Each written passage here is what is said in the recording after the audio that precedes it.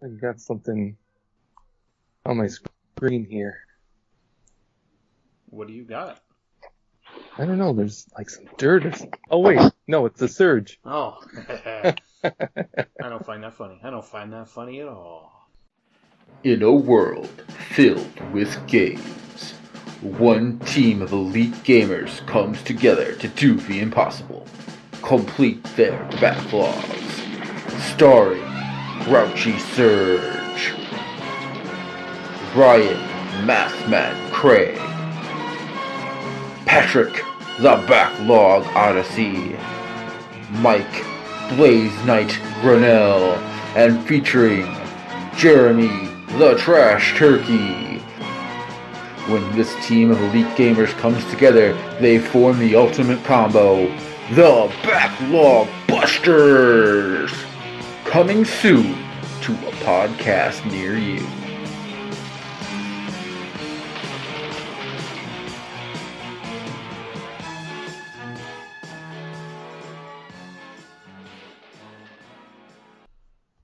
Well, gentlemen, it's come to that time of the evening to think of how lucky we are.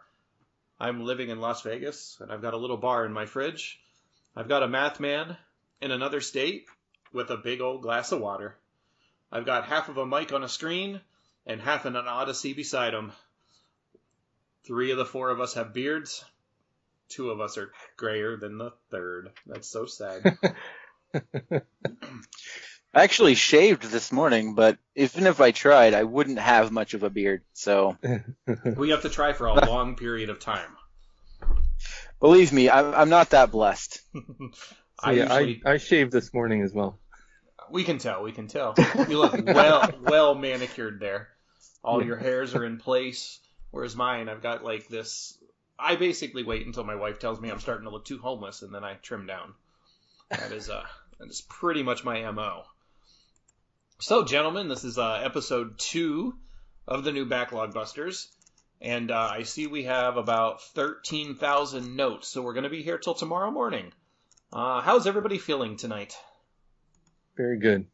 Ready. Good. My body is ready. Your body is ready. I've been excited for this moment since we stopped podcasting last month. Well, everybody needs something to look forward to.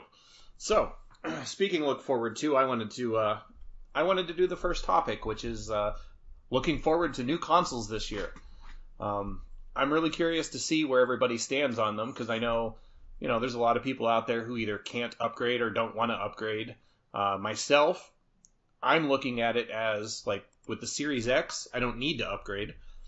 Thanks to Xbox being more gamer-friendly and centric recently, meaning any exclusives are going to be on both systems for at least a while. I think they said for a year or two. And then they've got that whole xCloud beta thing that they're doing where you can stream the games you own, to other devices, which yesterday I figured out that I'm in the xCloud beta, and I've been playing with my Fire tablet a little bit, and I started playing Hellblade just a little bit to see how it works, and everything was working pretty good on there. So my biggest problem is the fact that I have little TV time, thanks to the kids and the wife to a degree, but mostly the kids.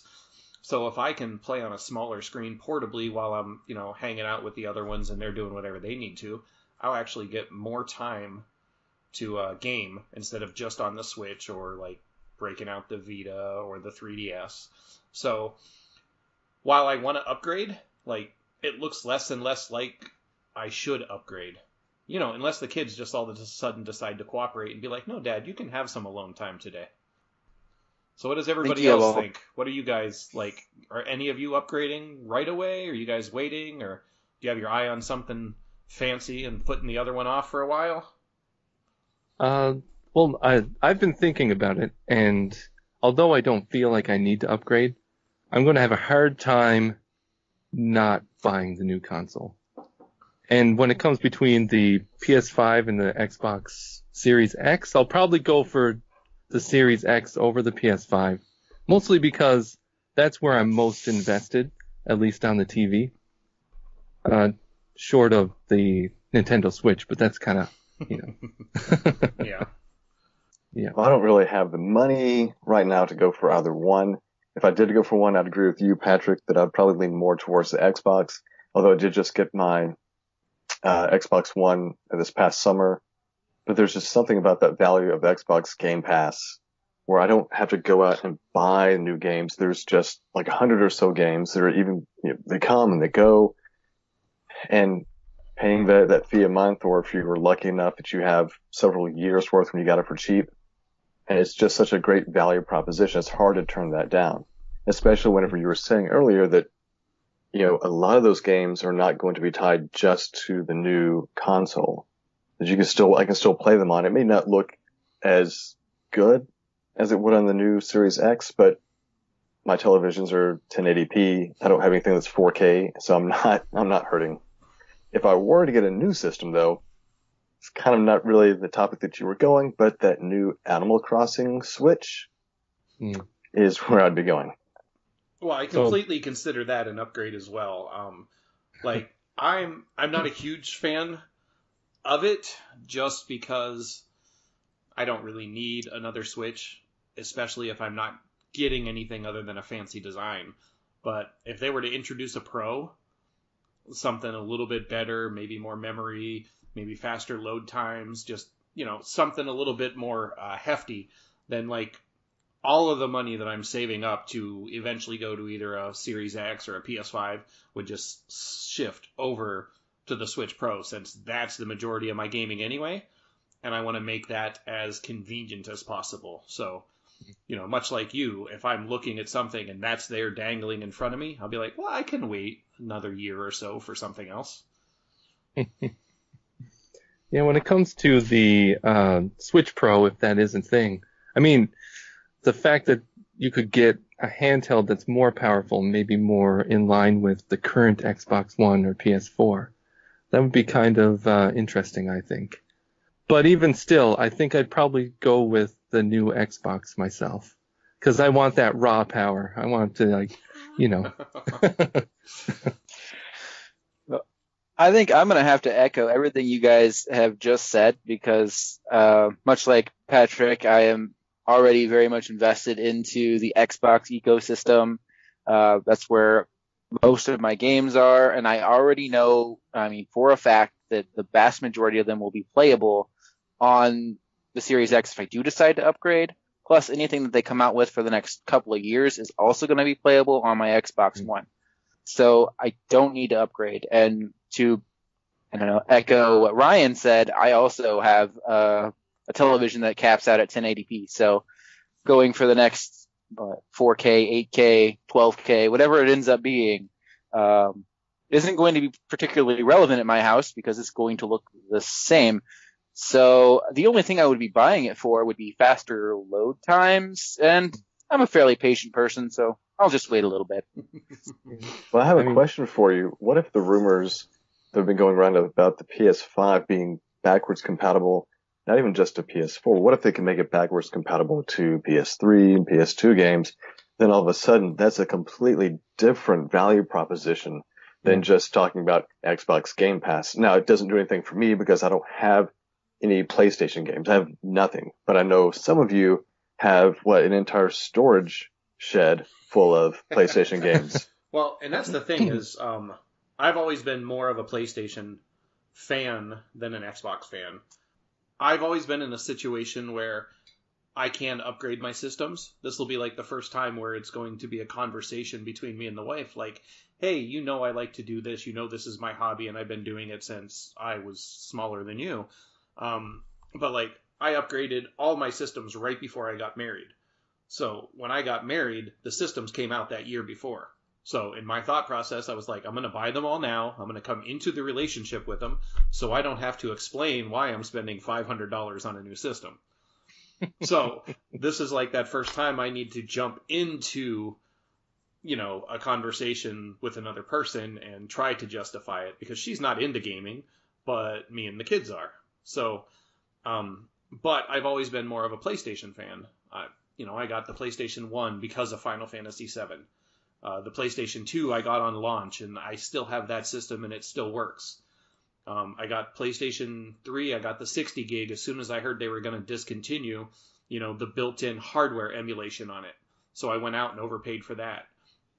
I think the only time the Xbox really cut into the playtime was for a while there with the 360. But near the end of that console or that generation's life cycle, I was more on the PlayStation side than I was the Xbox side anyway, because I'm not big into like the bro shooters and the multiplayer and all that stuff. And PlayStation gives me more of the, story-driven games that I like. So I'm sorry, but you guys are all going to have to be fired, and I'm going to look for PlayStation co-hosts because too many of you said Xbox. But, Well, what's funny is that only in the past 2 generations, so this one and the previous one with the 360, I really went full force with the Xbox. And that was because of my unhealthy obsession with achievement hunting, but we can forget about that. But in my heart, I'm a PlayStation person. I've collected PlayStation, still collect PS1 and PS2 quite frequently. And the idea of the PS5 allowing for backwards compatibility across their entire history, I mean, that's a big deal, I think. Yeah, but they still have symbols for the buttons. That's okay. And they're all still backwards from what Nintendo is. The B and the A are in the wrong spots. It's true. It's true. And the X. Like, I love backwards compatibility. I loved, like, that Nintendo was doing it with, like, the GameCube to the Wii to the Wii U. I like that PlayStation was in on backwards compatibility until the 4 came up. And that's one of the reasons I stuck with PlayStation is, like, I got the PlayStation 3 before the 360 because I could play my PlayStation 2 games on it that I hadn't got to. And then they were like, no, you know what? Nobody else is doing it. Everybody thinks it's dumb, so they quit. And then Xbox, they kind of like looked at it and they're like, oh, let's just jump in over here where Sony gave up. And then that's where it's like Xbox started being more and more interesting to me, at least, is like, oh, I can play my 360 games on there now and some of my original Xbox games. So now that I find it just amusing that we've come full circle and now both sets of consoles are talking about going backwards compatible, which is what Sony was doing from the beginning anyway. So. Yeah, they're going backwards compatible, but the Switch, I guess the only way I can see the Switch being backwards compatible is if they only went to a Switch Pro. It'd be nice if we could, have more integration, more backwards compatibility, but I mean, you just inherently run into a problem because they have not consistently used the same type of media or even the same size. Well, no, so obviously what they need to do is just come up with dock attachments like they used to do. Like, your Super Nintendo had the Game Boy attachment, your GameCube had the Game Boy Advance attachment. We just need something to attach to the dock to throw in, like, GameCube and Wii U discs. Well, Trash Turkey, in one of your episodes last year, I believe it was last year, was talking about what he would like to see is a little thing that you could plug into the Switch cartridge slot that would allow you to then put in like a DS game or a Game Boy Advance game or a Game Boy game. So it looks kind of weird, like as I was picturing it just sticking out of the top of your Switch. But if you do that, it's like, you know what? I can just put this Game Boy Advance game in it. I mean, that'd be fantastic. I mean, of course, it would never happen because it's a good idea, but you can dream. Yeah, but I mean, like, this might be the first generation where they haven't had any backwards compatibility. Like, even if you look at the 3DS, you could play DS games on it. The original DSs, you could play Game Boy Advance games on them. So they usually built in some sort of, previous gen ability to their next handheld, to their next console. So this is really the first one they didn't. And I think it's because, they're thinking like, oh, you know what, we can do the virtual console, even though it hasn't come true yet, or maybe remasters or remakes and ports and all this other stuff. But this is really the first time that Nintendo hasn't, that at least that I'm aware of, had any type of backwards compatibility. Right, other than trying to resell all their Wii U games that didn't get played by the previous generation. Yeah, but it's working. So it is true. Everybody abandoned the Wii U, and now everybody's buying the games that came out for it, being like, man, that must have been a good console, because these games are so much fun. Well, to be fair, there were only about 16 million people that abandoned the Wii U console. Yes. Right. All right. So, well, you consider a game like Mario Kart 8 Deluxe and the fact that it consistently tops the charts on bestsellers for Nintendo Switch, and that game was a Wii U port with all the DLC, and they haven't changed very much, if anything, from that DLC port. And it just goes to show that, I mean, they're on the right track with that. Yeah, and I mean, I've so recently hooked up the Wii U and started playing Mario Kart 8, and then we picked up Mario Kart 8 Deluxe. So I had a side-by-side comparison of what each of them looked like, and honestly, the Switch version is quite impressive. I mean, they bumped up the FPS to 60, I think, and a more consistent, what's the word I'm looking for? Resolution. I think the Wii U one kind of wavered between 720 and maybe like 960 or something like that. But this is like a consistent 1080p, 60 frames per second. It makes a big difference. I will never do the side-by-side comparison, but I'm glad somebody did. I actually played Mario Kart 8 on the Wii U when I went back to visit my family last summer, and my 13-year-old niece, who I guess plays a lot of that game, she beat me. I'm like, this is not right. But I think one of the things that threw me off is that on Mario Kart 8 on the Wii U, they only allow for single items. There was no double items. And so I'm like, I'm so used to having two items, what's going on? Oh. And so, and of course she also was using the Wii U gamepad, and I was stuck using like a Wii remote. Oh, So it's not really the same. Don't do it. Everybody should have to play with the Wii remote. So, I know Or nobody should have to play with the Wii remote.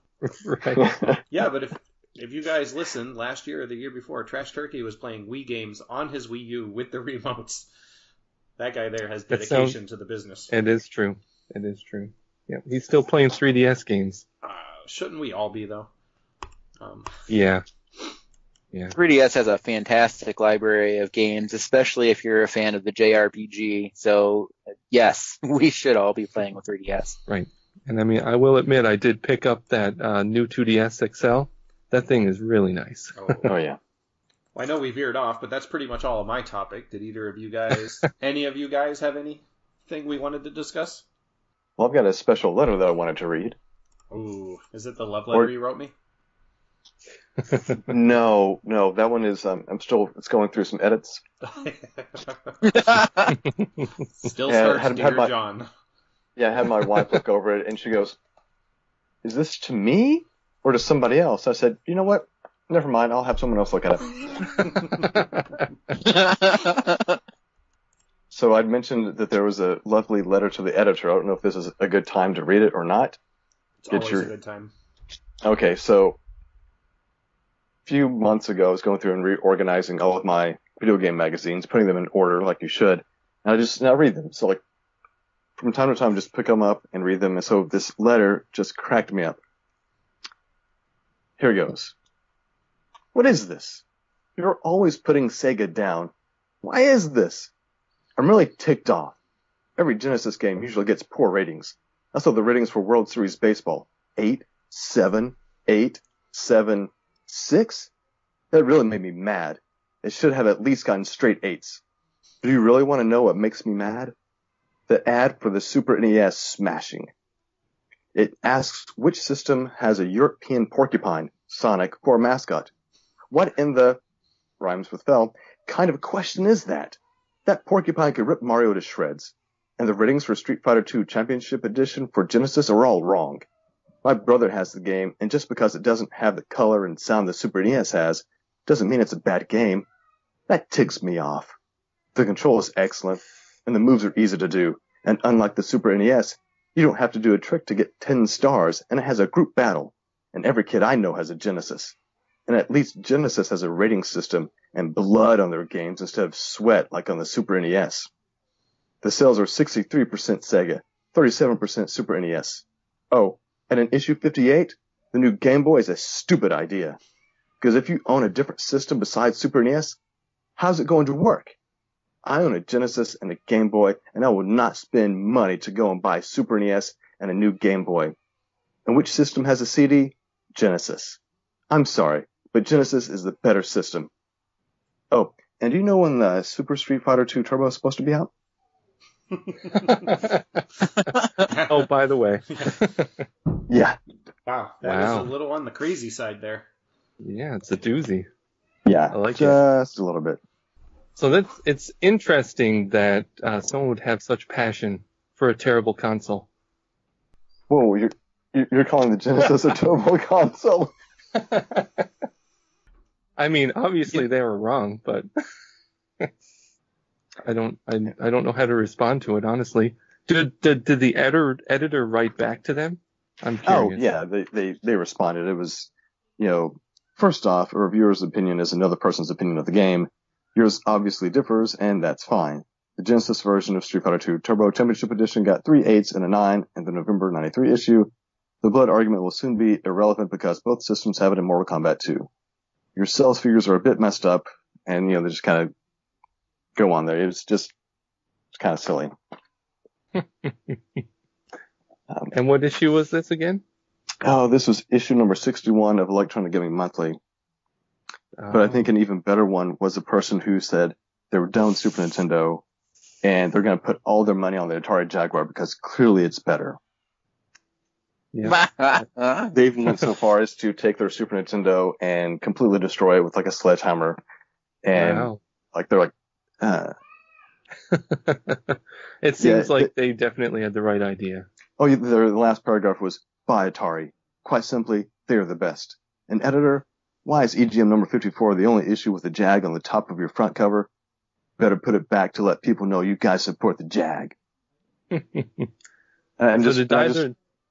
No, go ahead. Go ahead. No, so did you either of you see that eventually the molds for the Atari Jaguar were used in medical equipment? So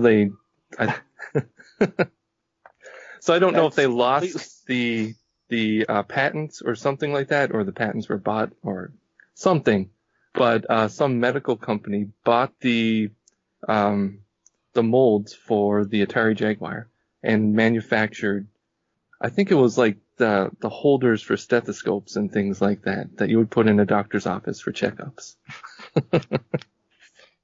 What an interesting and bizarre use of such a different product, I guess. I know. mean, it was. I've never imagined using it for something like that. I know. It's funny, too, because I think the cartridge slot, which I think it's slotted at the back side, was also used for something like that. I don't know what. I can't remember what it was, but there was an interesting video somewhere where they discussed this. Well, and maybe this guy was right. I mean, maybe we all should have backed Atari instead of Nintendo because, now Atari has hotels. That's right. Yep. I hear one's being built around my area as well. Your area and my area. That's true. That is true. Though the first one's supposed to be built in Phoenix, I think, Arizona. That's what I've heard. I want to know where Atari randomly started coming up with all this money that they decided that hotels was the way to go. I mean, it's all those Atari coins. Maybe they said, hey, Nintendo had some hotels back in the 60s or 70s. Maybe we should try giving it a go, too. Yeah. I mean, it worked the out Atari real well Love for Hotel. Those may have been Atari different. Love Hotel. Those may have been different hotels than Nintendo was doing. Yes. Yeah. It was the less wholesome Nintendo, which they're kind of evolving into anyway, so. No, Nintendo's wholesome. They're just allowing less wholesome stuff on their system now. Right, that's true. Like Night Trap. Like Night Trap. Yes, but Night Trap went everywhere. It's no longer as scandalous as it was when it first was released. But back in the 90s, I think it was Howard Lincoln said, Night Trap will never appear on a Nintendo console. Yes, but nobody knows who he is anymore, so it's okay.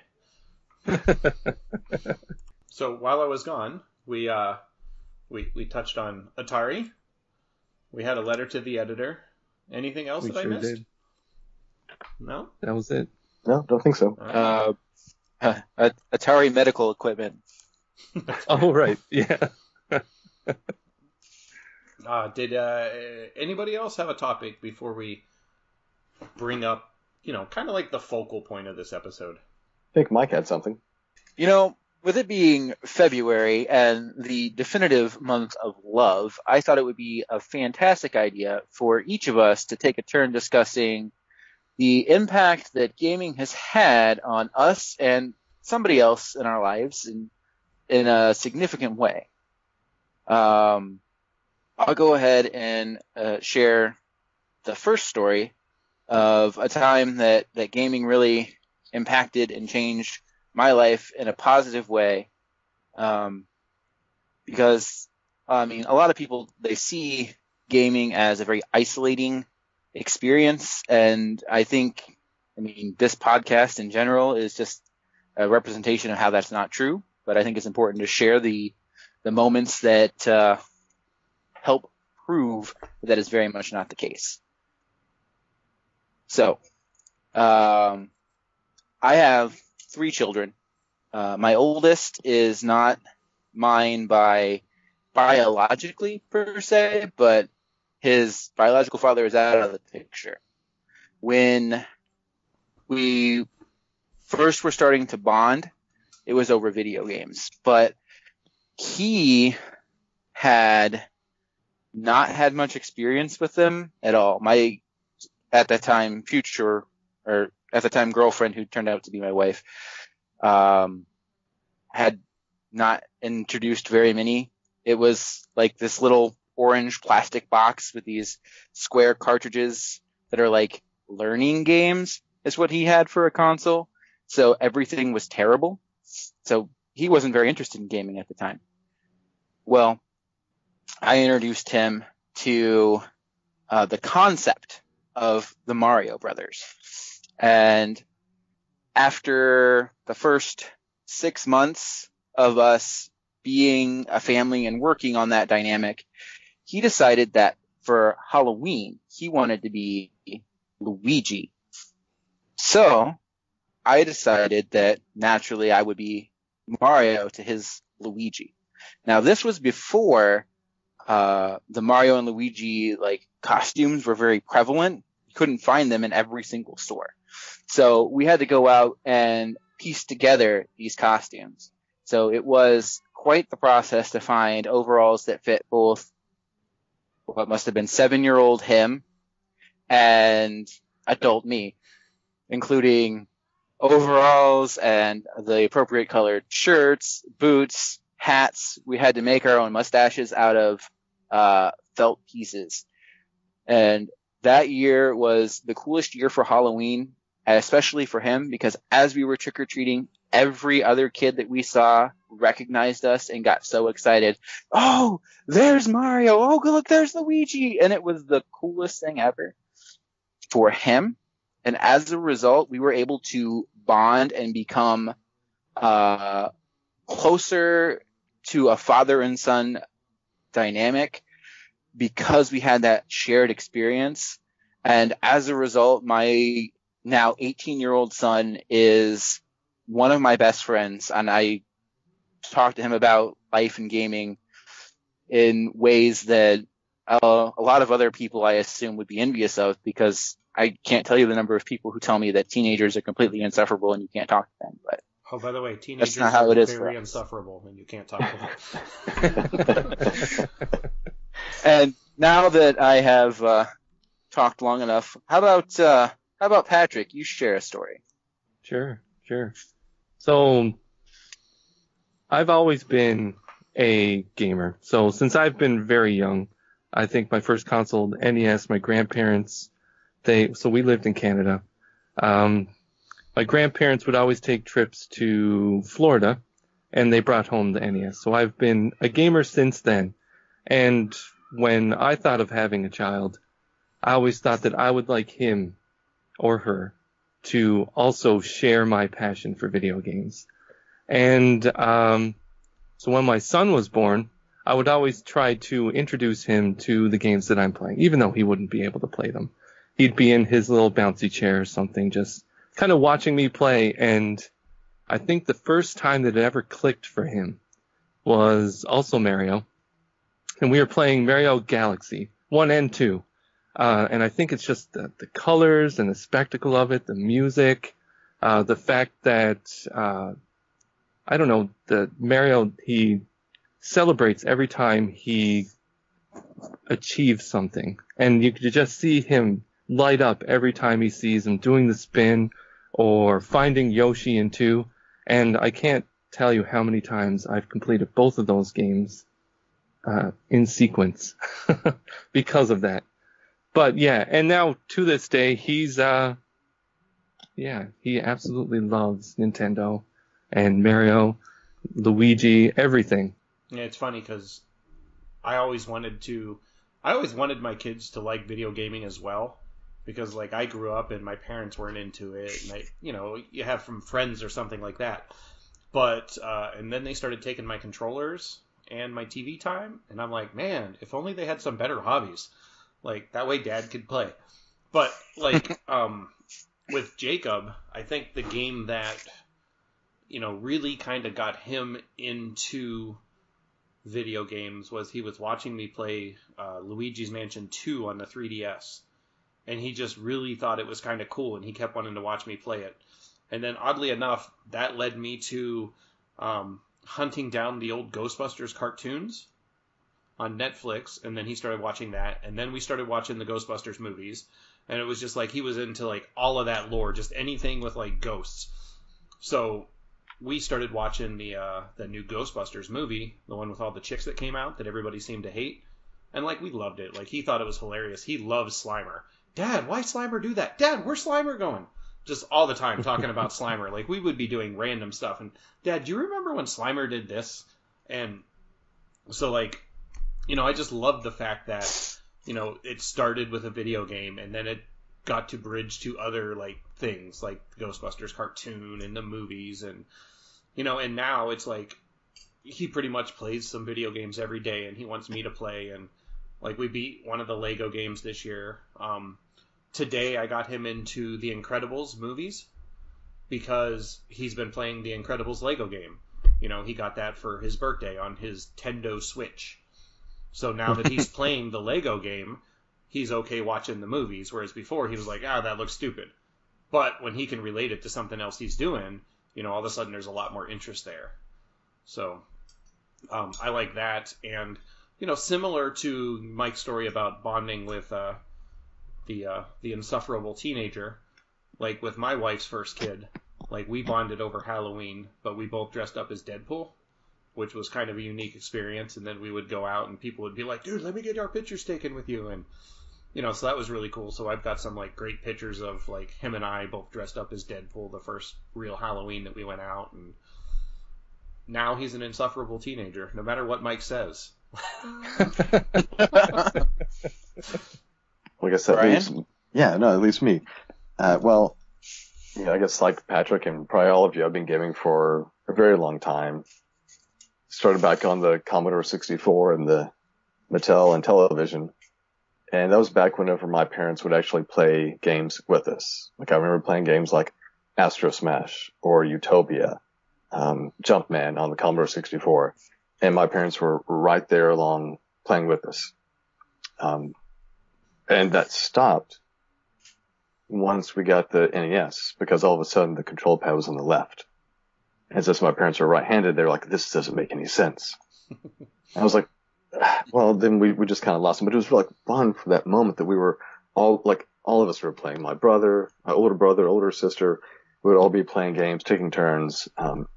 And amazingly, out of all of us, I was the only one that really kind of kept up with it. And except for a few years in college, I've always been a gamer.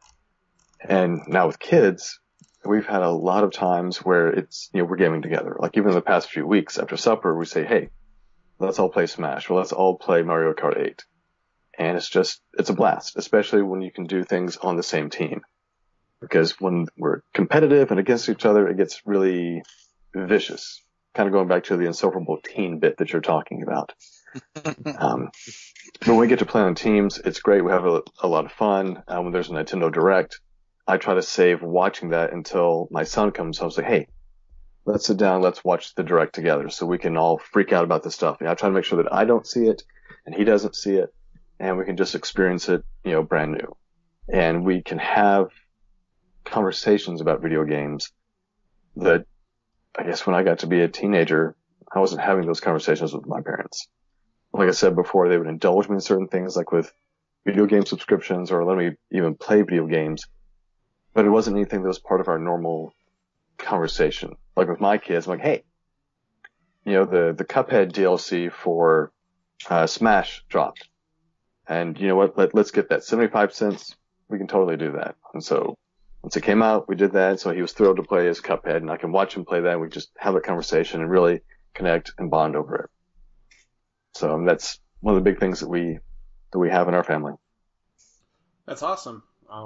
I would love to get to the point where I can play and discuss video games with my teen, but I don't know, he's into the games I'm not into anymore.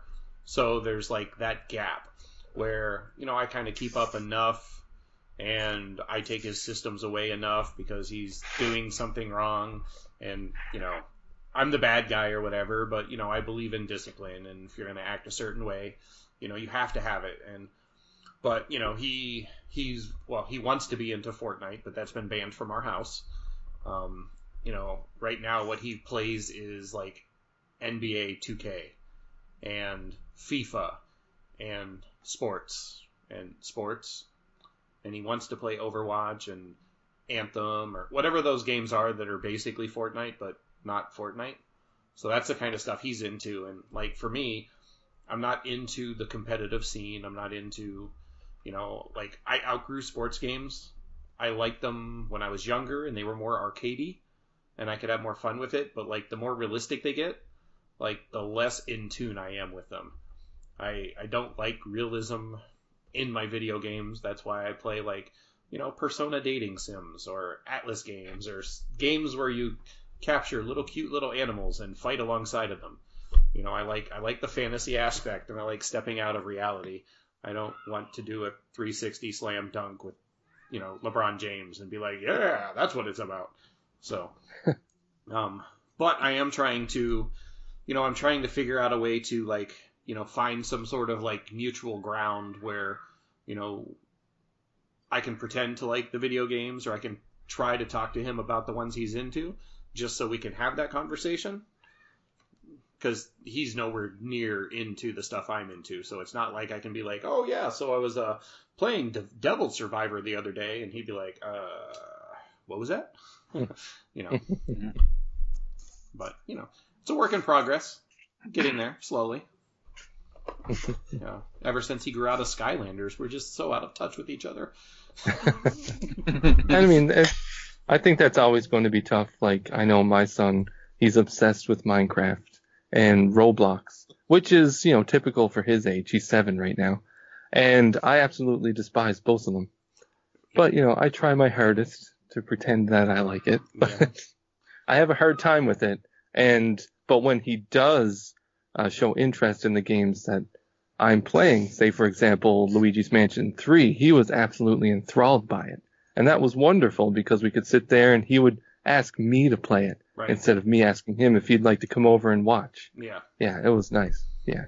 So, without further ado, we have, let's just consider it like all of that was the appetizers, and this is the main course. The Backlog Busters in February, maybe a little bit into March, just in the near future. We're going to be having, a community event. A community event like nobody else is having out there. Something where we can get tens and tens of people, maybe even double digits. Maybe 5? 5 plus 2, 7 people. We are having Mario Maker competitions. Not really competitions, but we're going to be playing Mario Maker. And we're going to be sharing courses, and some of you might be streaming courses. And now, since we're old school, since we're backlogged, this is Mario Maker on the Wii U. We all have a copy of Mario Maker on the Wii U, and we're all kind of, sort of designing. Some of us are taking our designs to like otherworldly levels where we have like sketches and paintings on the wall, and it looks like, the Aztec Indians invaded our house and have like put down all the traps. And others of us have a starting line and a finish line and maybe a couple of coins in between. But Mario Maker on the Wii U, that's what the Backlog Busters are all about right now.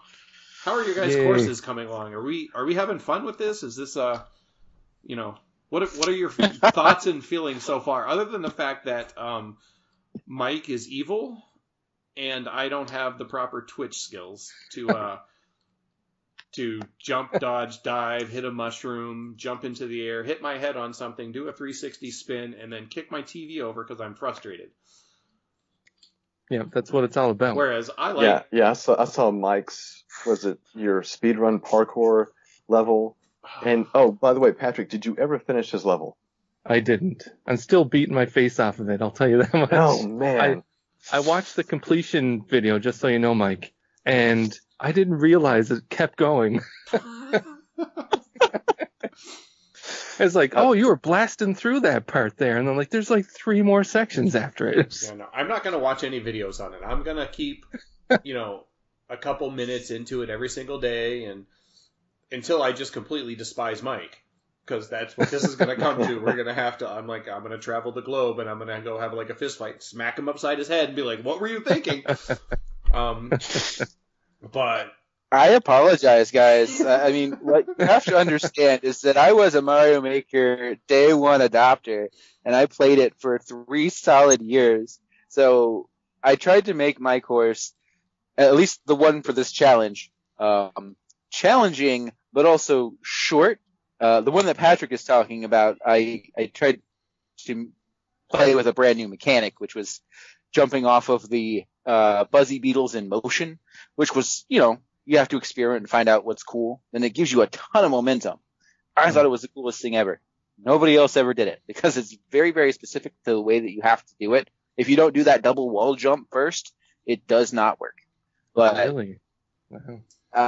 So I apologize for creating difficult levels.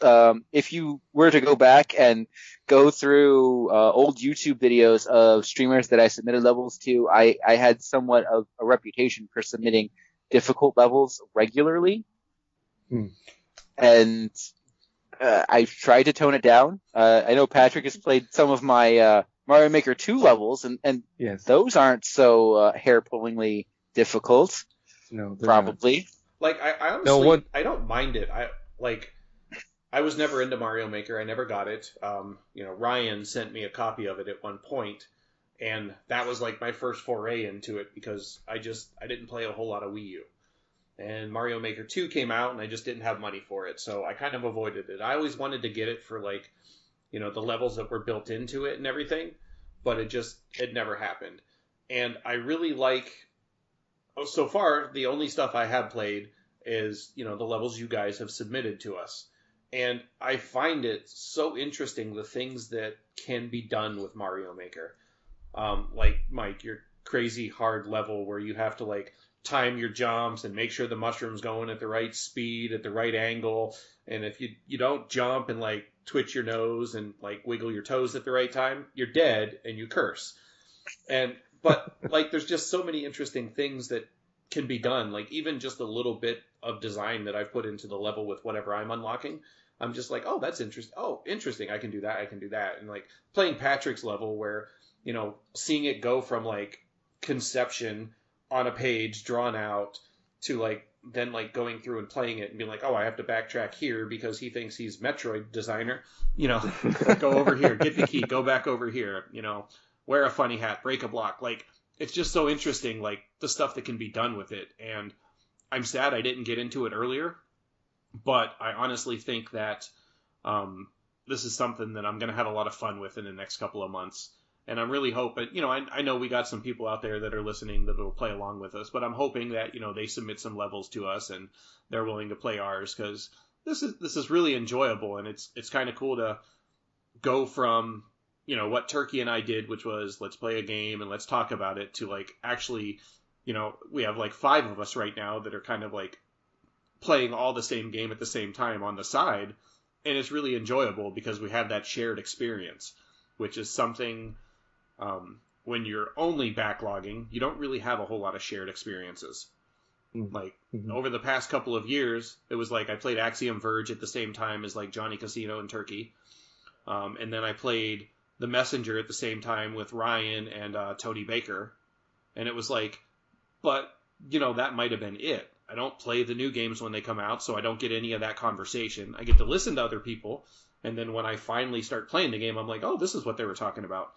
But I don't have a whole lot of those shared experiences where it's like we're all playing at the same time. So like I'm sending you guys messages and you're sending me messages, and I'm like, oh, that was interesting. Or, oh, Mike, I still hate you. Why did you make me die again?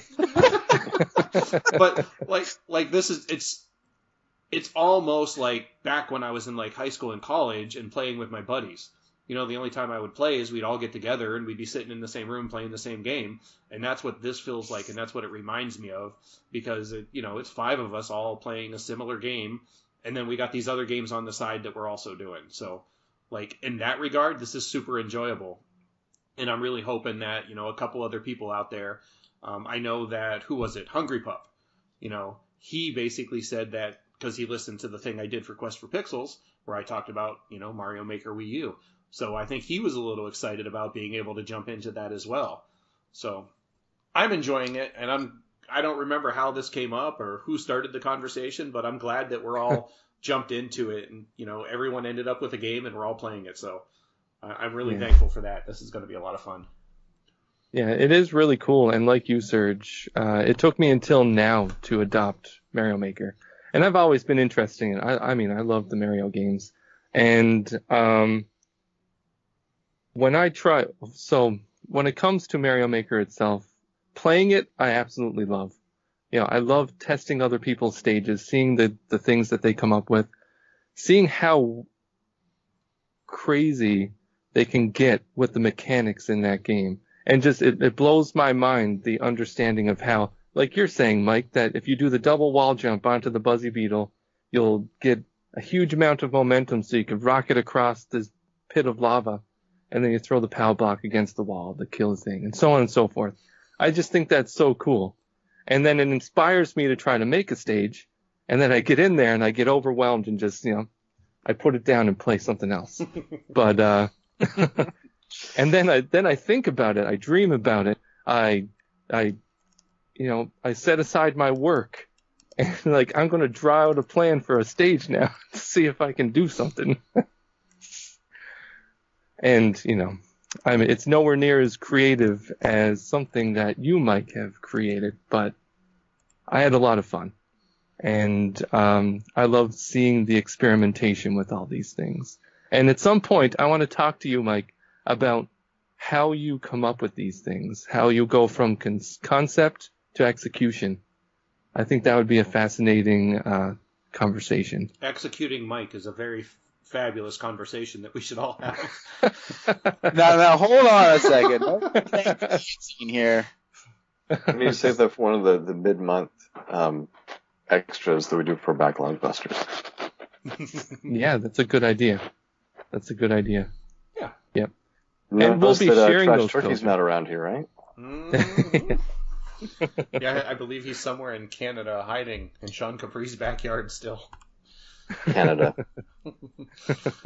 Alrighty. So, like I said, be on the lookout for Wii U. We'll start when people are happy with their courses. We can start putting them out there to see if anybody wants to play them. Yeah. But other than the Wii U Mario Maker stuff, what has everybody else been playing? Because I know myself, after beating Batman early in January, my gaming time basically died. I beat like a chapter of Fire Emblem. I've put maybe 40 minutes into Hellblade today. And other than that, I haven't had any gaming time because of work. So I need you guys to tell me, what have you been playing? Mike, what are you playing? Well, funny thing that you started up Hellblade, because that was one of the games that I actually finished near the beginning of this month. I don't know how much I want to dig into it, though, if it's something that you're playing. Oh, it doesn't bother me.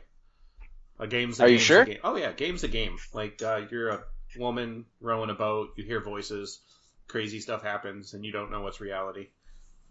The game's been out long enough.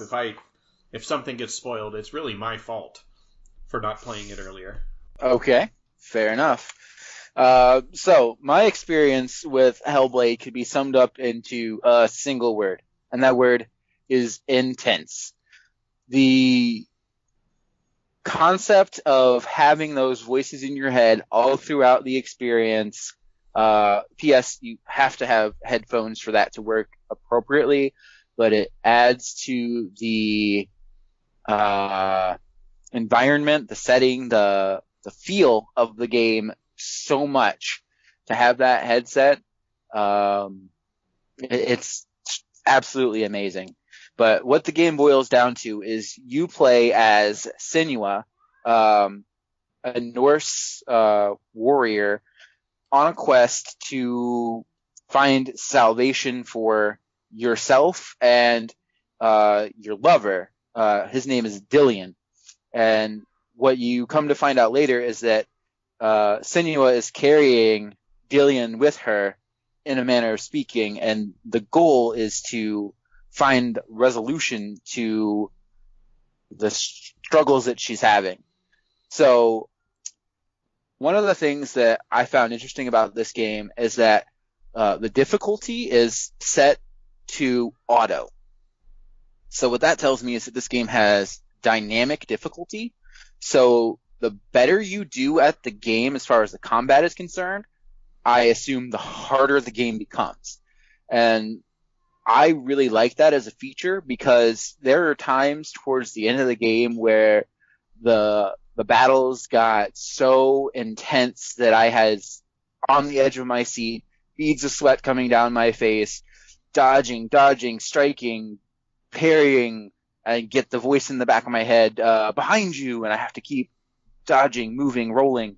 And I can only imagine that must be what it's like to play Dark Souls. I've never actually played a Dark Souls game. Don't even have any intention to do so. But it was such an intense experience. Don't give me that look. It was such an intense experience playing it. But much like the level that I created for you guys, it's also a very short experience. I was able to finish this game in a weekend. There's only a handful of bosses in the game, and they're based on like different, I want to say, elements, basically. So one is based on like fire. So you go through his domain, and the gimmick is Senua going through the flames and traveling through the flames to get to the boss, who ultimately like unlocks the door, well, half of the door to the next area. And then the other boss that you face near the beginning of the game, he is the boss of illusion. So as you're going through his area, you see lots of visual tricks and illusions. So like you'll see him in the distance coming up, and you'll be walking and you'll pass a tree that blocks the vision of where he was. And when that happens, he switches from being him to being just like a scarecrow or a figure of who he was, and it's not real. And additionally, in that section, they have these little portals you can walk through. You walk through the portal, and one feature in the environment changes, but it's not always easy to tell what that is when you walk through that portal. So it makes this real surreal experience as you're exploring this area.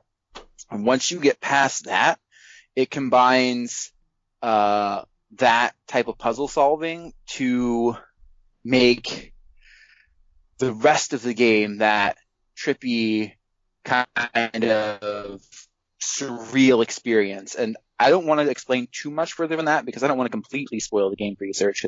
I think you're going to have a good time playing it. Additionally, my wife started playing the game, and I know as soon as this podcast comes out, she's going to listen to every minute of it.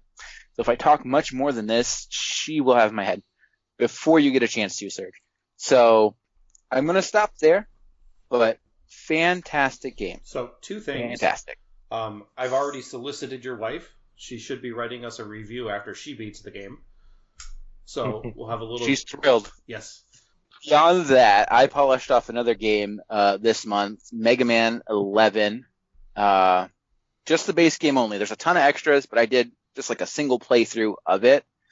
And I know Patrick's already played through this game, so hopefully he can help me fill in some of the blanks here, because it was one of the first games I played, and as far as Mega Man games go, it has some unique features, but it's a Mega Man game, so it's not too standout.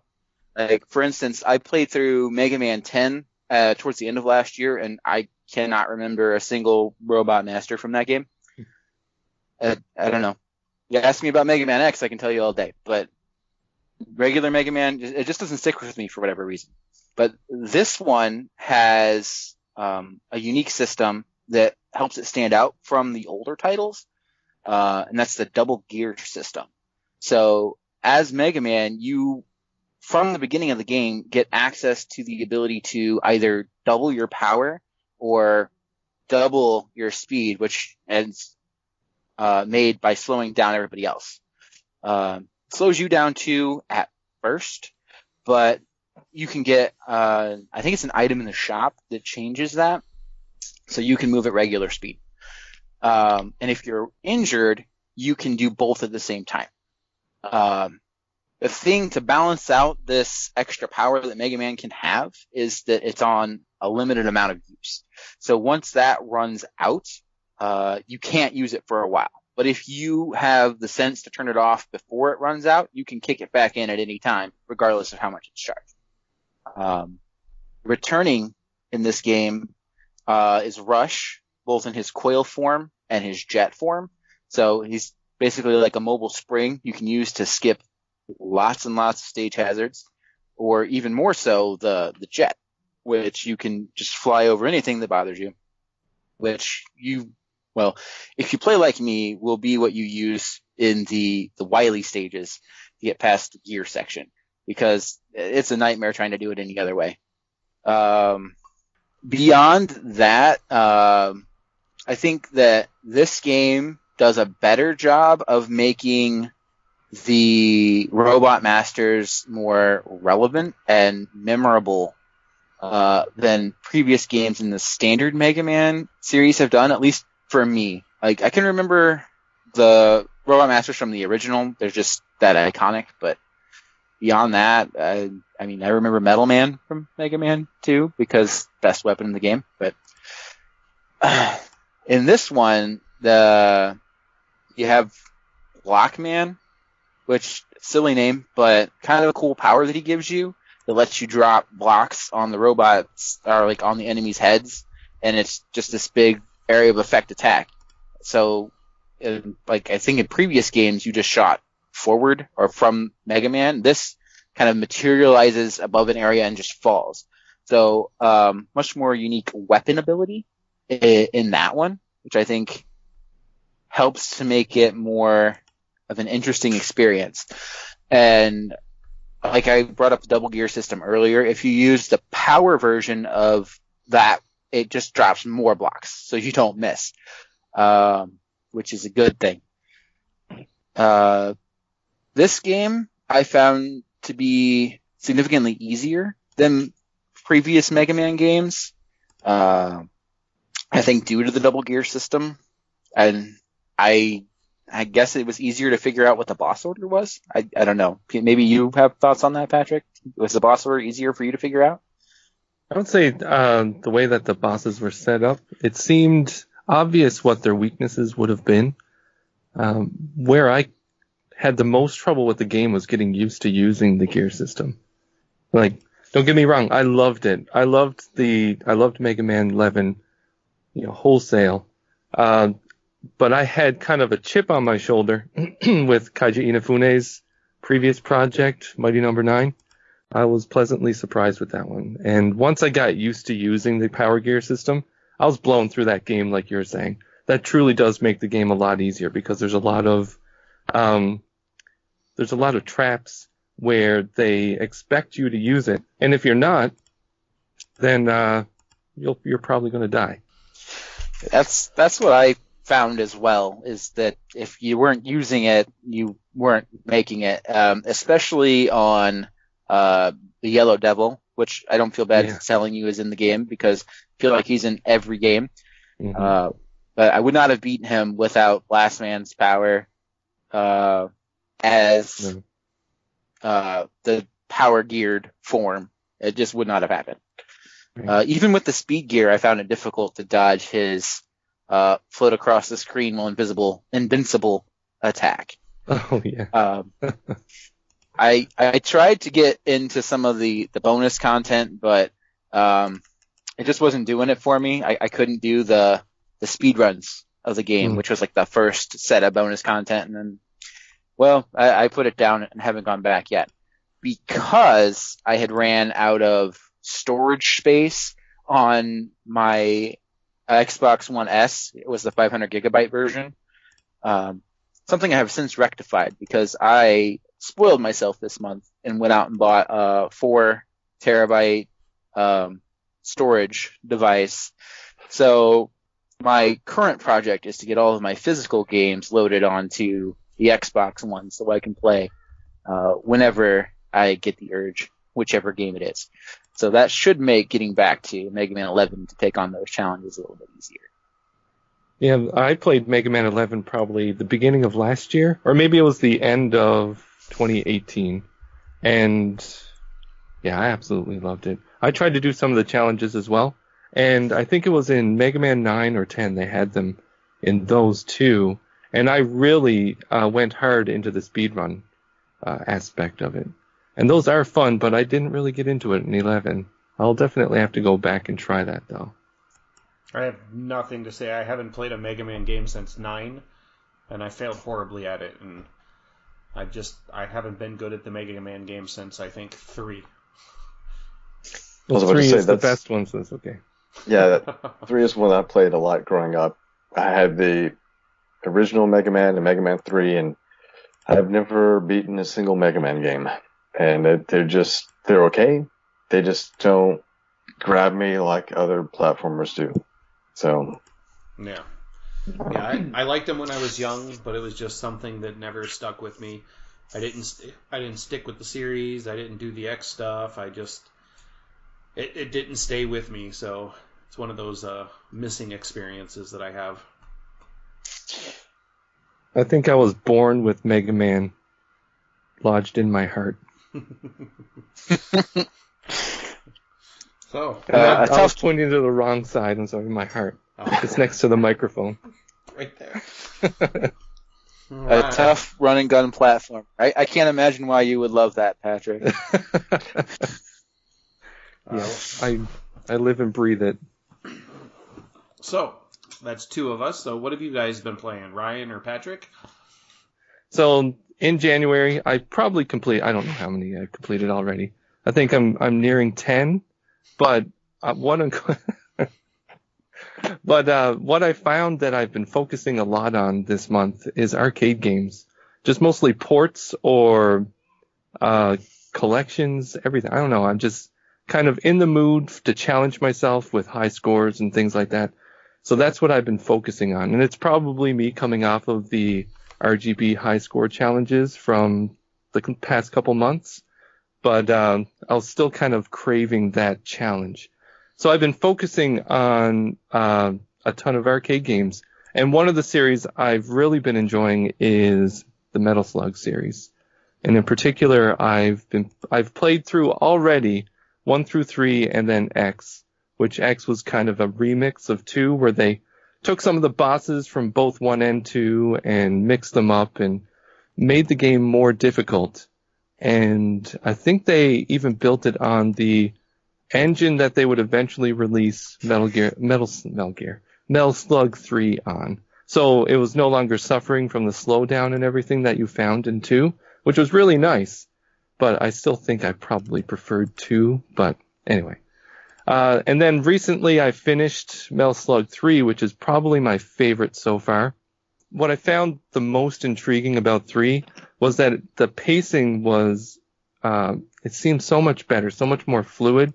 Like all the stages went together and they had amazing and epic bosses to fight at the end. And it had branching paths, which was really nice. So it added replayability to the game when you're trying to get that high score, because certain paths would give you higher scores, but they would last longer, so it was more likely that you would die. And then you had to kind of balance which ways you wanted to go based on how far you wanted to get into the game.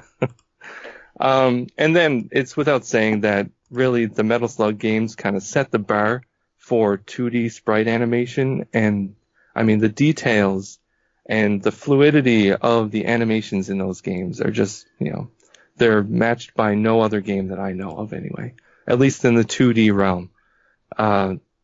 Sound effects wise, it's your typical kind of early 90s chiptune kind of stuff, but yeah, I really enjoyed the Metal Slug games, and I'm planning on trying to finish all of them. The biggest problem with that is that currently the Hamster, the ones that are doing the ports for the Neo Geo games, in their arcade classics archives or whatever it's called, they go up to 5, and that's it. So they're missing 6 and 7. And I'm either going to have to import 6 if I want to play it on the PS2 or something, or buy the Anthology Collection, which I think is available on the PS4 right now. And that has 6, but then 7 is still missing, which I think is only available on the DS right now. Or if I don't even think there's an arcade port of it. But yeah, Metal Slug, absolutely obsessed with that right now. Next to that, I've also been playing the Psycho Shooting Stars Alpha game, which was recently released by NIS America. And they're going to be releasing a Bravo version as well, which has 6 other games. But the one that I was playing had Strikers 1945 1 through 3, Soul Divide, Dragon Blaze, and Zero Gunner 2. And Psycho was kind of in the early to late 90s. They were kind of known for their vertical shoot 'em ups primarily. And this had a lot of them, ranging from when they started in 92 to when they closed their doors in the early 2000s. 1945 series was kind of your typical vertical scrolling World War II shoot 'em up. It had a lot of the things that you would expect to find in a shoot 'em up of that time, but nothing really special. So they didn't do anything that was too outstanding. And then Zero Gunner 2 was a little different because this one was actually released on the Dreamcast, and it had a strange pivoting system. So it was like a bird's eye view of your helicopter or whatever it was that you were flying. I can't remember. And you had to hold the R and L buttons to pivot around this target in order to aim and shoot. So not only did you have to pay attention to where enemies were coming from and attacking, you also had to worry about which way do I have to press to turn my ship on this pivot point to point and shoot at them. And it was terrible. I hated it. And then the last 2 were Soul Divide and Dragon Blaze, which I think were the standouts of the collection. And they're kind of a fantasy theme on the shoot 'em up genre, and I really enjoyed it. Soul Divide was kind of a side scroller, had like a legendary wings. If any of you know that game, I actually have a copy of Legendary Wings in my glove box. Do you? My car. Yes. It's a That's really a good weird one. spot to have one, but it was one of my favorite games growing up, and I found it at a retro store like last year sometime. Yeah. So I bought it and threw it in there, and I just keep forgetting to bring it into the house. But yes, I have a copy of that. Yeah, so you know the parts in the game where it goes to the side scroller and you got the guy with the wings and everything? Yeah. That's kind of what Soul Divide is like. Except in this one you get magic that you can unleash on the enemies, and there's even melee attacks, which is kind of weird for a shoot 'em up. And then finally Dragon Blaze was kind of like a fantasy skinned Strikers 1945 game, only with more bullet hell aspects, which is kind of my nom de plume. I love the bullet hell. Yes, you do. So that was my absolute favorite of the collection. And like I said, it's been all about arcade games this month, other than me playing Death Stranding. But I could go on forever about that game. And I'm going to wait until I finish it to really talk about it. But yeah. And Bravo, like I said, Bravo, Psycho Shooting Stars Bravo is coming out, I think, in a couple weeks. And that's going to come with a few more must-have shoot 'em ups, at least in my book. So I'm really looking forward to that. And that's it. That's what I've been playing this month. That's all. Yeah, I mean, I've been playing a lot more, but I thought I'd restrain myself. Well, I guess that leaves me. And I've been playing quite a variety, trying to stream on Twitch just to try to at least touch some of the games on the backlog. I'll throw out some quick hits for you. There's a game I bought for 8 cents called Mad Age and This Guy. And for 8 cents, it was pretty good. Interesting, like 3/4 overhead perspective where you have to go around and defeat some monsters in this steampunk world, collect all the parts to a machine for the level, and then get to the exit without dying. Pretty good. I need to go back and finish that, but the game and my save data is on a different Switch than the one I typically am playing on. Tried playing Saturday Morning RPG. Thought it was going to be really good. But if I kept playing the game, I found out that I was probably going to completely destroy my controller because there was a lot of button mashing very quickly. And at the beginning of each battle, you can scratch your scratch and sniff stickers that are affixed to your Trapper Keeper so that you gain certain abilities, whether it's extra HP or extra speed or defense. But you have to rotate the left control stick. I'm like, man, we already have drift issues. I don't need to add to that. So after streaming that one, I just said, you know what? Even though I got it on sale, I probably didn't get my money's worth out of it. I'm just going to put that aside for right now. Play a little bit of Owlboy, which I will go back to because I really like the look of that one. Played a little bit of Horizon Chase Turbo because I've heard a lot of people saying really good things about that. I'll get back to it. It's, for those of you who've ever played something like Outrun, it has that kind of aesthetic, but kind of ramped up to be more modern. It's okay. Just, again, probably need to put more time into it. But speaking of putting more time into things, I did play some Tetris 99 here and there, which was really good. After putting it away for a few months, got back in, first game, got 3rd place, so I'll take that. My highest was 1st place, so I did that one time a long time ago before people started getting good, so I'll hold on to that one. I played a little more Dragon Quest XI-S. Still have not probably gotten beyond what's in the demo, but I have the game physically, and I finished a big project at work and said, all right, this is my reward. I'm actually going to be able to play it now. So played a little bit of that. Enjoyed it so far. I still have to get used to some of the camera controls. I start to get a little issues with vertigo whenever I'm playing that. Just kind of making me sick. I don't know why. I didn't have any problems with Breath of the Wild, but I did with like Mario Odyssey and now this game. And I know that I can play some of it in this, like in a more like 16-bit 2D world. Well, that was kind of weird though, because if you try to switch between the 3D and the 2D, you have to do it at a saved place, at a cathedral. But then it doesn't start you right back at that exact same spot as you make the transition. Because I did that one time, it kicked me all the way back to the beginning of the chapter. I'm like, I don't want to do that. So I don't think doing the 2D stuff is going to be my cup of tea. I'm curious about the 2D and 3D switches in Dragon Quest XI. Right. So when you're in the 2D version of the game, do you find that it takes away from kind of, I guess, the atmosphere of the game at all? It's a different type of atmosphere. So if you're used to your traditional type of RPGs that were on the NES and Super Nintendo, it'll fit. Like it's going to be just what you would expect. But since I started playing the demo, which only has the 3D mode, I feel like I'm missing something. Because when you do the 3D mode and you're in the initial village where you're from, you can climb on the roof of a building. You're climbing up ladders, you find these hidden items, and the way it's presented in the 2D world is just a little bit different. I feel like I'm missing something. I feel like I'm not being able to see the full building. And for that reason, I think I'm probably going to stick to the 3D world. Although I do like the random encounters with enemies, because in the 3D world, you can see the enemies, and you can just walk around them if you want to. Or you can kind of sneak up on them and try to, get a couple of, HP reductions on them. So I'll probably stick with the 3D stuff.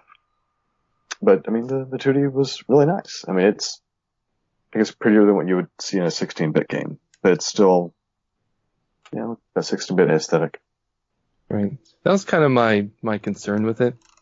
is that I like the 16-bit era RPGs, but when you get used to, I guess, being able to immerse yourself in this RPG world, which 3D does a much better job of. I mean, we like you were saying, we can see all the details in the building. Instead of it being a top-down, you kind of see say you're in a church, you see the pews, things like that, whatever.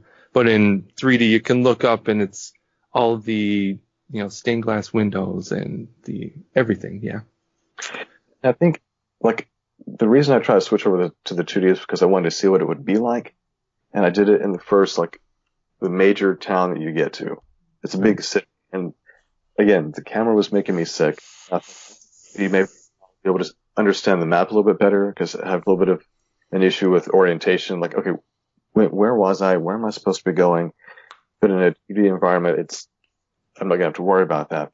But when I tried switching over to the 2D, it started me at the very beginning of the game, at the very beginning of the chapter. So I had to go through climbing the mountain at the very beginning with this companion that they give you and saving this boy from some little enemy and then going back into the town to see your mom before you go to the first city. And it just threw me off. I didn't want to do that just to, walk around the city in a 2D environment. I thought it'd be a little bit more seamless. So that's kind of disappointing, but I guess just is what it is. Right. Would you ever consider replaying it in only the 2D mode? Yeah. I think I could do that. If I start off with that and saying this is the only way that I'm going to see it, yeah, that's fine. One benefit though is that when you switch to 2D or 3D, you get to keep all of the items that you already have. So if I collected a few extra items that were hanging out on the top of some villager's roof, well, I get to keep all of that. I get to keep all my levels.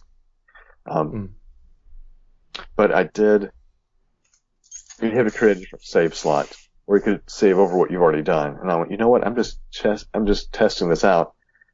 I don't want to save over my progress and then be, completely messed up. Yeah. But it's interesting though. Yeah. Another game I've been plugging away at is Picross S. Just neat little puzzle game, easy game to just chill out with, a few minutes for each puzzle and just, you can stop whenever you want to. I find it very relaxing until I get to the very end and I realize I've made a mistake. And so I got to figure out which block was I supposed to fill in, which one was not. And then the last big game that I've been playing is Stardew Valley. I'm a bit late to the party on that. And I've heard a lot of people talking about how many hours and hundreds of hours they've put into the game. And I can understand why. I think since I just started it maybe a week ago, already have about 8 hours in. And I want to get back to it. I really wanted to, but we're podcasting right now, so I'm not picking up my Switch to play it. My focus right now is to see how deep into the mine I can go. I'm trying to get my resources. My farm is not like you see in the pictures. Like when you go into the eShop and you see, here's the like 1.5 minute video of what the game's about, and you see this perfectly manicured farm and animals and all this stuff. I'm like, yes, that's what I want. That's not the way it is. Like you really got to work. You got to build up to that. Like I've got rocks in my farm. I've got brush. I've got logs. I've got trees everywhere that I don't want. I have no money. I have no relationships. Nobody in the town cares about me. I'm saying, here's a present. They go, this sucks. I don't even know you. I went to a dance. Will you dance with me? Ew, gross. Will you dance with me? I don't think so. I'm like, okay, so this is junior high and high school all over again. And then the dance started, and I'm just standing there on the side, like in junior high, watching everybody else have a good time. And then I went back home alone, just like high school. And so I'm going to get back in. I'm going to find the person who's right for me.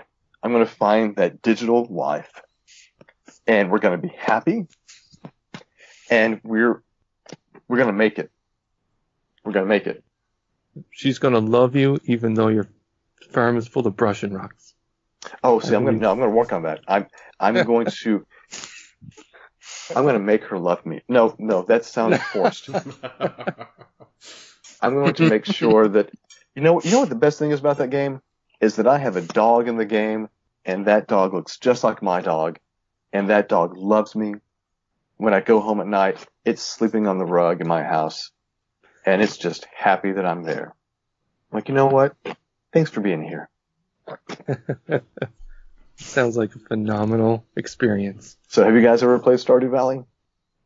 No. I've put a couple hours into it, and I see how it can be one of those games that people would play a lot. Yeah.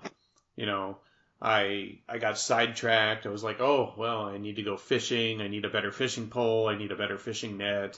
I need all this. Okay, I have to walk to the other side of the town. Now I have to get back in time so that I can sleep, and I still have to chop down a couple of trees and dig up a couple of rocks. And then I need to plant these plants, and okay, this plant didn't really make me a whole lot of money, but I've got a bunch of seeds now. So let me harvest these plants and plant something else. Now I got to go buy some more seeds. And it is exactly what people wanted it to be when it came out, which was an Animal Crossing holdover, where it's a game that you can sink a lot of time into. You can play for you can have long sessions where you're playing multiple days or, a couple weeks at a time, or you can make it you know what, I'm going to do one day when I'm going to bed. I'm just going to lay down and I'm going to play for 10 minutes and do a day. And then tomorrow night I'm going to play for 10 minutes and do a day. And, you can put a little bit of time into it. You can put a lot of time into it. And it's just a nice, relaxing game that built in a lot of, heart and design to it. Like, there's almost, I don't know how to explain it, but I remember there being this, like, creepy, like, haunted house thing where you're supposed to go in there and find some sort of, like, I don't know, rats that are hiding or ghosts or something. Right. And it's just like there's a lot of like little quirks to it where, it's a farming dating simulator, but then there's like some weird magic on the side, and you could tell that it fits on a Nintendo console because it just has a lot of charm to it that, a lot of games don't have when you're looking at like other systems. It just like, when you're playing Luigi's Mansion and he sucks up a ghost and he does the little dance, he's like, woohoo! Like Stardew Valley has a lot of those little charms into it. I liked what I played with it, but at the same time, I realized that if I kept going, I might not play anything else for a while. So Yeah, it's definitely one of those games I'm finding that, like one of my favorite games of all time is Civilization 5, and I got sucked into the trap of one more turn. Mm-hmm. And after that turn, something would pop up. It's like, oh, well, now I've got a new building or I've got a new military unit. You know what? I just want to see something just one more turn. And Stardew Valley has that same kind of thing. You know what? One more day. yes. I want one more day so I can go deeper into the mine. One more day because my crops are about to, produce at the end. One more day because there's something else I want to do on my farm. And like you were saying, Serge, there are some story type elements. I haven't really gotten into it. Like I've just started, it's just started being summer, but it's those short little bursts, and that's how it grabs you. And I think going back to what we talked about in the January episode, what's my game of the year? Like this wasn't even on my radar, and right now it's the front runner. But we'll see what happens once Animal Crossing comes out. Yeah, so speaking of that one more turn, one more thing, like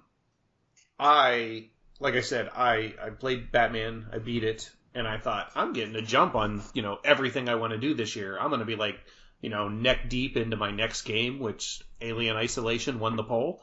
I'm very surprised about that, but, I was like, man, I'm going to put a dent in there. I'll get like 5 or 6 hours into it, and then, work is crazy right now, so by the time I get home, I've been exhausted. And I haven't even taken my Switch to work in the last week and a half, 2 weeks. Normally I like to play a little bit on my lunch break, but I haven't even taken it to work because I know it's just like, I need that hour to just eat a little bit and veg. Like, I need to relax my mind. I don't want to play games. By the time I get home, I'm tired. I'm exhausted. So the only thing I've been playing are stupid little phone games.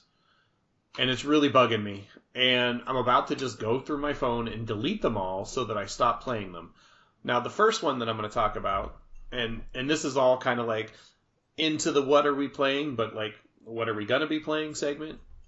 Like, I'm going to be playing more Fire Emblem. I'm going to play Alien Isolation, but I can't stop playing these stupid phone games. So, the one I've been playing the longest, and I've really been putting time into this one probably for the last like 5 years or so, and it's on and off, but I play it with friends back home, and that's Clash of Clans. So, it's just one of those things where it's like quick, you can go in there, play for a few minutes, do a war, collect some resources, be happy about life, and move on. But the other one that I started playing because of Joseph Moran, Mr. Badbit, him in his trophy room trying to get a stupid trophy for Goat Simulator on the PS4, and he brought up the fact that there's a Flappy Bird thing in there. And I loved Flappy Bird when it came out. I played, let's say, way too much Flappy Bird when it came out. You know, my high score at the time on the first phone where I had it was like multiple hundreds of flaps.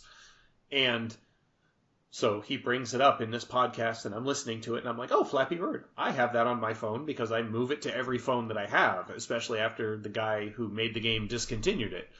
So I'm like, I'm going to play this. Next thing you know, I lost 2 lunch periods doing nothing but playing Flappy Bird. I'm like, oh, I'm done eating. Let me just play Flappy Bird. I was like, I couldn't stop.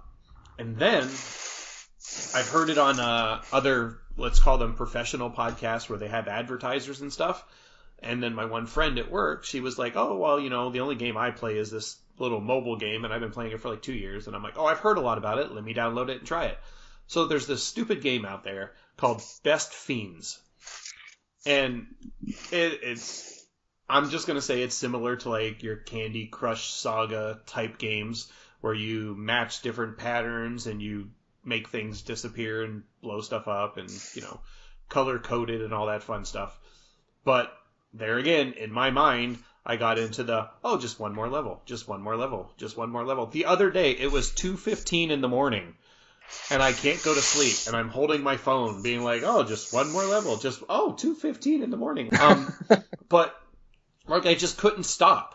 Like, I don't know what it is, but my mind, whatever it was, it just got me hooked, and it was like, I played a little bit the first day, and then the next day, and then like the next thing you know, like you get the notification that like pops up saying, "Oh, you have more resources available" or whatever.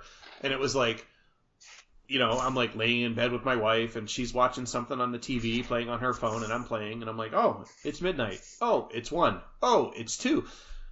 And I'm like, yeah. So I just have to delete the game. I need it to stop giving me notifications that like just tempt me to come back in and play one more level, one more level, one more level. One more 75-hour stretch. I mean, so, yeah, I need to delete mobile games from my phone so that I can go back to playing what really matters. Real video games, like video gamers, and start shaming all these people who play mobile games and be like, no, that's a dumb game. Don't match the 3 colored leaves. Do something with Mario instead. I wouldn't say that playing mobile games is not really playing games. It's just what you like to play. I know. Like I was a big fan of playing, you know, games like Bejeweled. I think that for me, one of the dangers about those games, especially if they're free to play, is that temptation to spend a little money to advance the level. Because there was a game that I played that I had to quit cold turkey because it was obsessing. I was obsessing over it every minute. Because, you know, every 15 minutes, you know, this particular building would produce some kind of resource, or every hour, or every 4 hours, or let me get into these little battles, and being in a clan and helping each other out, and I just was obsessing about it, and I had to walk away when I saw how much time I was spending on it, and not in really healthy ways, and it was kind of a tough decision. Yeah. I'm glad I didn't spend money on it because I know you can very easily spend hundreds and thousands of dollars. But I mean, you can play that stuff as long as you can say, you know, set a timer and say, okay, this is all that I'm going to play. And after the 30 minutes is up, then I just have to walk away. Yeah, see, and I don't have that. I haven't had that control with Best Fiends for whatever reason. I just keep wanting to play it. So I know I need to delete it because there's no productive value for me playing that game. It doesn't accomplish anything. I'm not advancing a story. It's just mindless. And I don't want to play it, but I do want to play it, if that makes sense. But like... You don't want to play it. I don't want to play it. And like in Clash of Clans is, it's that one. Like me and my buddy, we started a clan. Now we have like 50 people in there, and we go to war and we share resources. And I have been through periods of time where on that game I was like, okay, well this building will be done upgrading at this hour, so I have to log back in to make sure that I can upgrade another building, and then this one will be done, and this one will be done. And then, it's like, oh, and then these resources will be here so that I have enough resources to do this, this, and this. But now, 5 years later or whatever it is, it's like when I do an upgrade, it's like, oh, this is going to take 14 days to upgrade. I don't worry about it too much. I just play a little bit, and it's more of just a social thing with me and my buddy back home, and we enjoy it, and I don't obsess over the game anymore. So as long as that's the only mobile game I'm playing, I'm perfectly fine, because I can just put a couple minutes into it every day and be good. But, man, when I downloaded that other game, I went from, like, level 1 to I think I'm on level 147, and I played it for 2 days.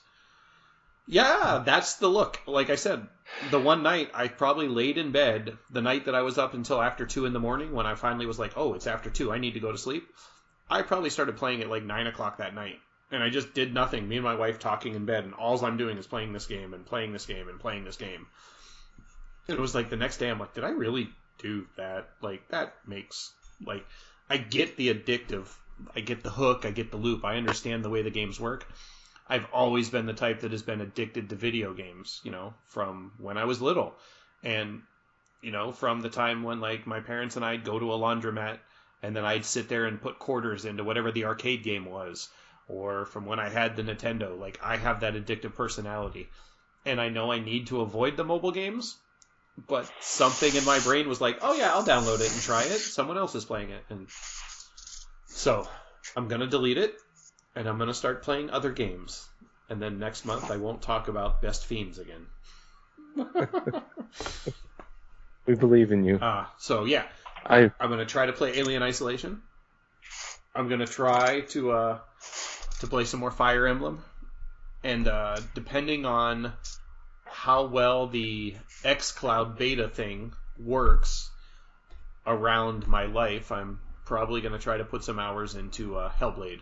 Which might end up, taking away from the Alien Isolation, because Alien Isolation is an Xbox game for me, and being able to play that, it's either I have to wake up early when the kids are sleeping, or I have to get to the TV after the kids go to bed.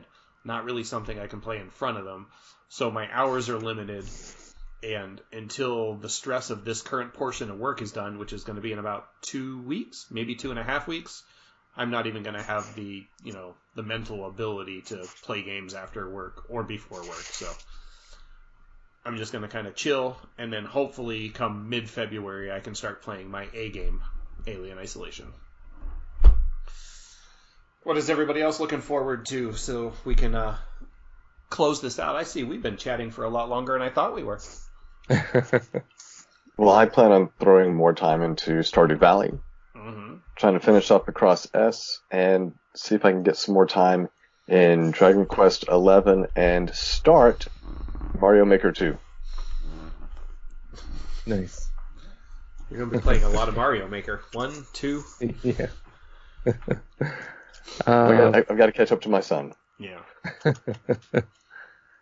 For me, well, I want to finish up Death Stranding. I'm hoping to do that in the next week.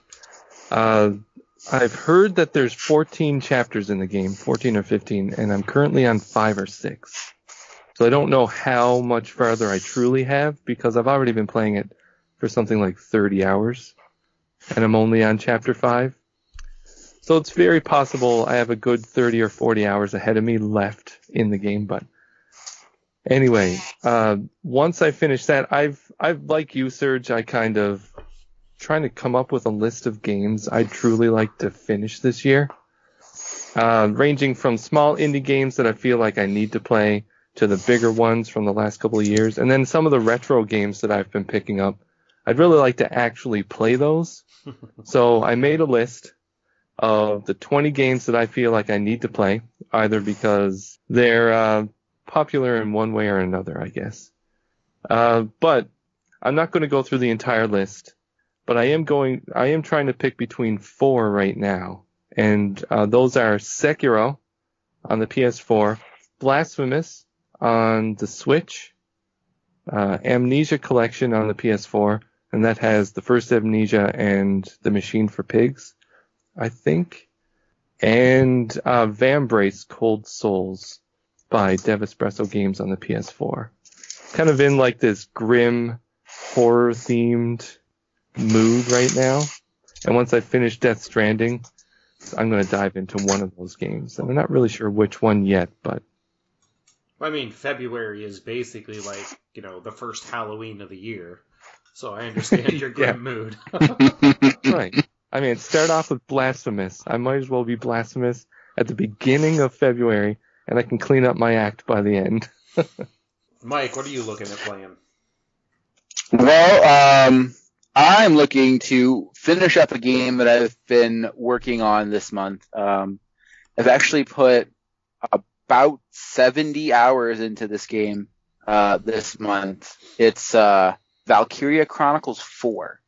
I actually rolled credits this afternoon.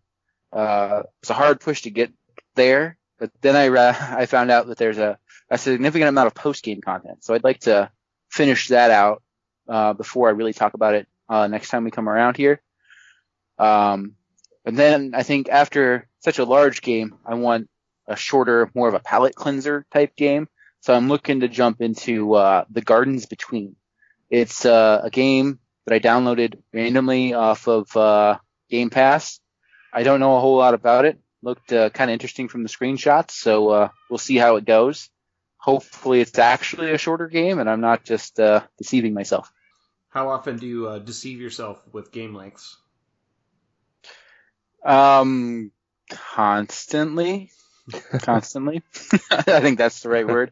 Earlier you were talking about One More Turn, and that reminded me of playing Fire Emblem Three Houses, because instead of doing, one more day on the farm or one more turn in the mobile game, it's one more week, one more month, and that's how I got through 2 full playthroughs of the game very, very quickly. 120 hours, I think I have into that one. Wow, that's like 3 years worth of gaming for me. But before we go, though, I did see that you asked for questions from the community, and I saw at least 2 come in. Does anybody have access to our Twitter feed? You can pull up the questions that came in. What is Sure Twitter? do. Okay, so What is Twitter? Our first question is from Shellshock Prime, which is, what's the best game that's been stuck in your backlog? And, I really don't feel like this is a fair question. Because, well, I mean, all of us have, a fairly large backlog of some sort. We all have a ton of games in there, and it's best game, very, very subjective. If I showed you a list of my backlog, each one of you would pick out a different game with oh, dude, that's the best game. Why haven't you played this yet? And if I looked at it, I might be like, I don't even know why I bought that, to be honest. But I loved RPGs growing up when I was younger. I played, Dragon Warrior 1 on my NES. And I've been in love with them since then. So I was young, trying to figure out, how to go beat the dragon boss, and, on through to the Final Fantasies and stuff like that. So now that I'm older and I don't have as much time to game, I still think in my mind that I want to play RPGs, even though I realize that, okay, I don't have the time to play them. And if I do play them, am I ever truly going to beat them, or am I going to put 10 to 15 hours in them and then be forced to move on? Or I'm going to play one game for 5 months straight, like Fire Emblem, for instance. Now I'm determined to beat Fire Emblem. I'm invested in the story, but I literally have been playing the game probably for 3 months now, and I'm on to the second half of the game.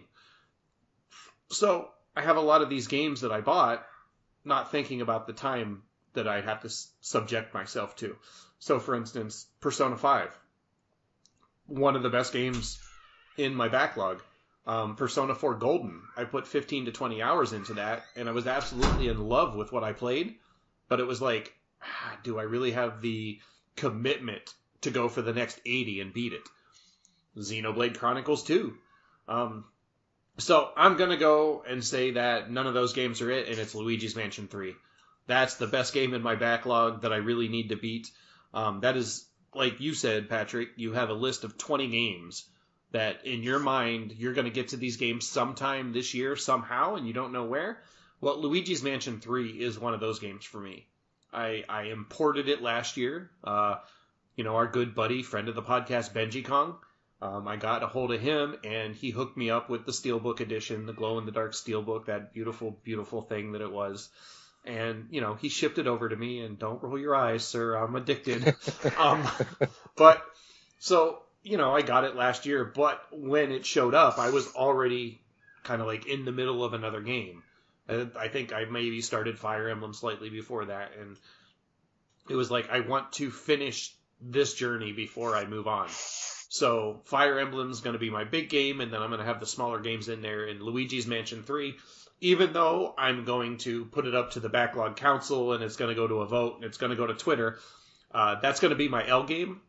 I have a feeling that at least everybody nodding currently, is going to be like, well, how can you not play Luigi's Mansion 3? And then everybody on Twitter is going to be like, this game was so good, like, you have to play it. So I feel confident that it's going to be a game that gets all the votes, and it's on my list for this year. So even if it doesn't, I'm going to play it.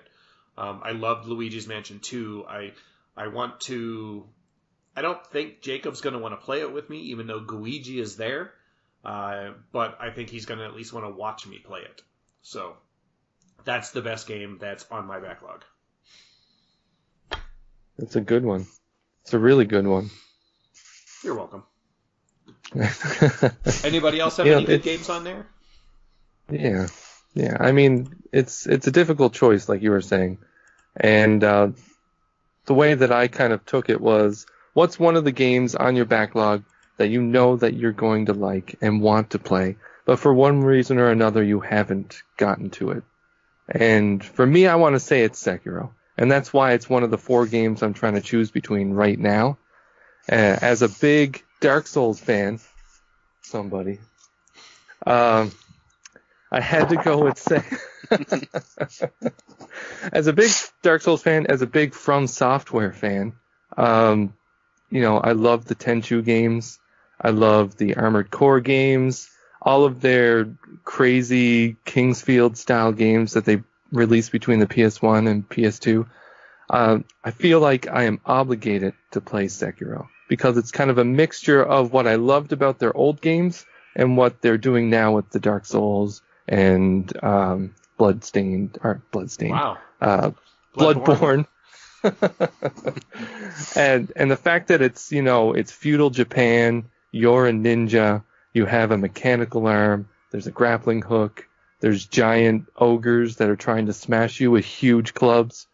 I just need to play it, and I'm going to try to make an effort in the next couple months to try to be that to be one of the games that I tackle very soon. Yeah. Alrighty. Ryan, what's the best game you got?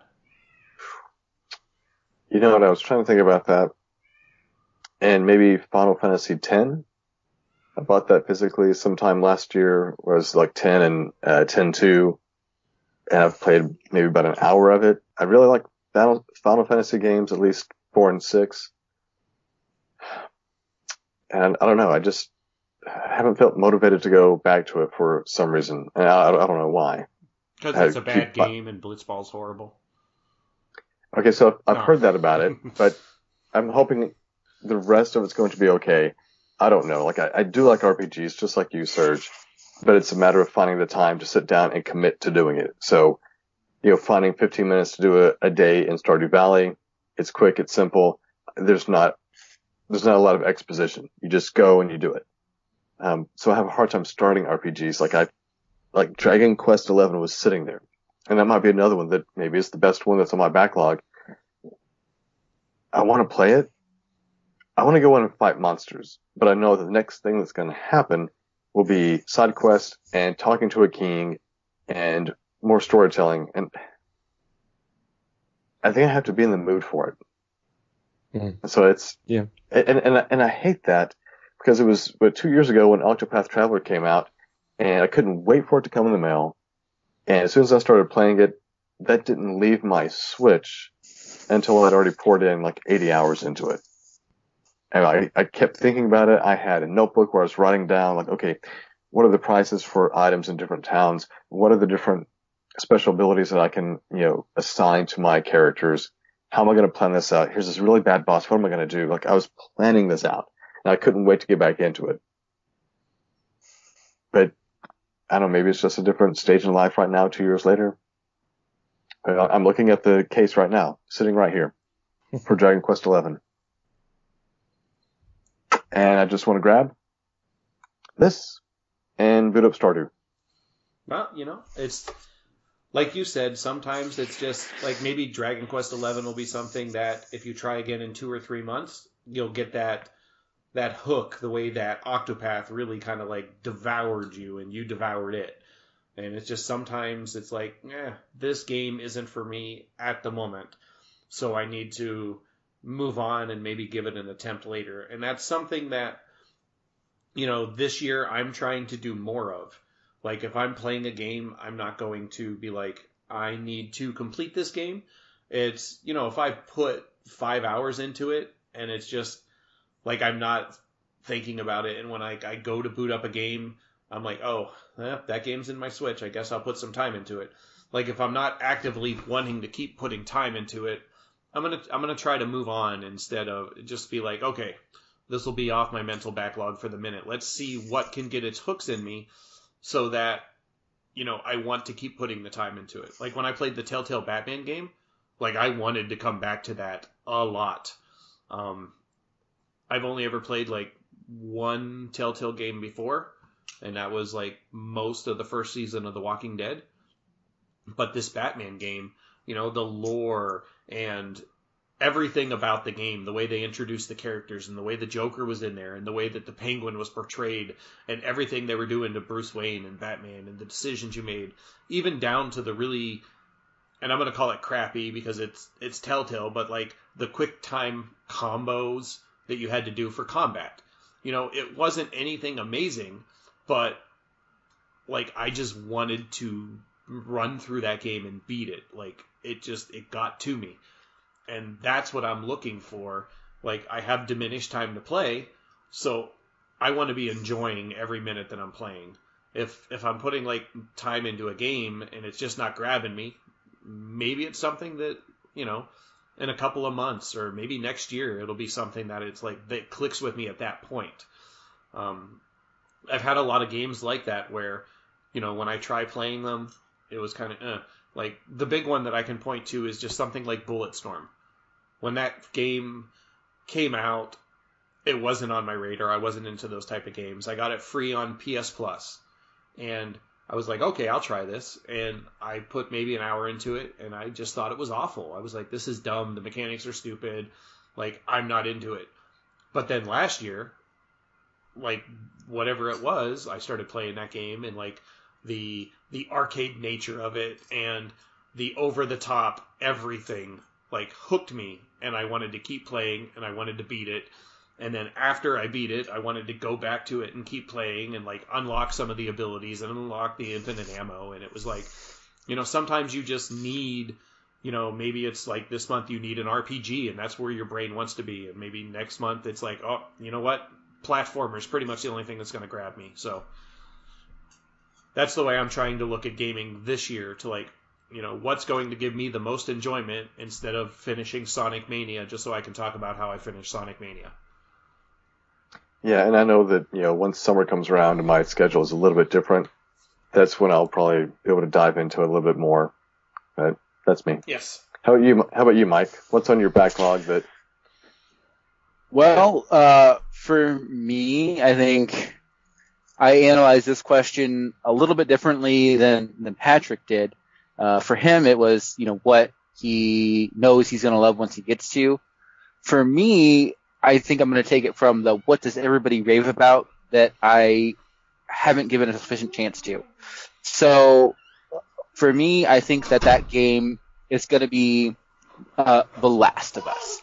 Now, I hear every single person that's played this game, except for me, rave about this game. Now, when I break down what it actually... hi, little guy. It's a story-driven horror game. It sounds right up my alley. Not to interrupt, but both children somehow snuck past my wife, made it into the recording room, and then my daughter just shut the door on my wife so she couldn't come in here and get her back out. I love The Last of Us. I didn't get to that game until the PS4 remaster, and when I finally got to it, I was like, I kicked myself because I'm like, man, I really should have played this when it came out on the PS3. On the PS3 is when I discovered, Naughty Dog, and like I loved Uncharted. I thought it was really weird that Uncharted went from like being like a run and gun cover shooter, and then it turned into survivor horror at the end of it. But like by the time I played The Last of Us and that remaster, I was just like, I really wish I would have gotten into this game when it first came out because it was so good. So, like, you not having played that, I am excited for you to be able to get into that game and play it. Because I'm hoping you share the same reactions and the same excitement. Because I think I played, like I said, it was the PS4 remaster, so it was already after I had, like, my first kid.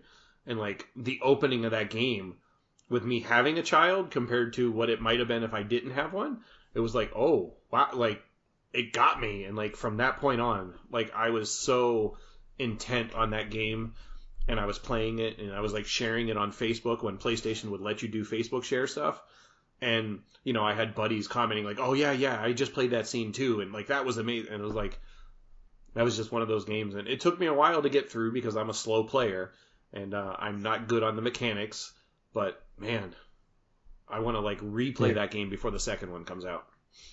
Yeah, it is absolutely phenomenal. And knowing your tastes in games, Mike, I think that you will like it, especially if you like survival horror games.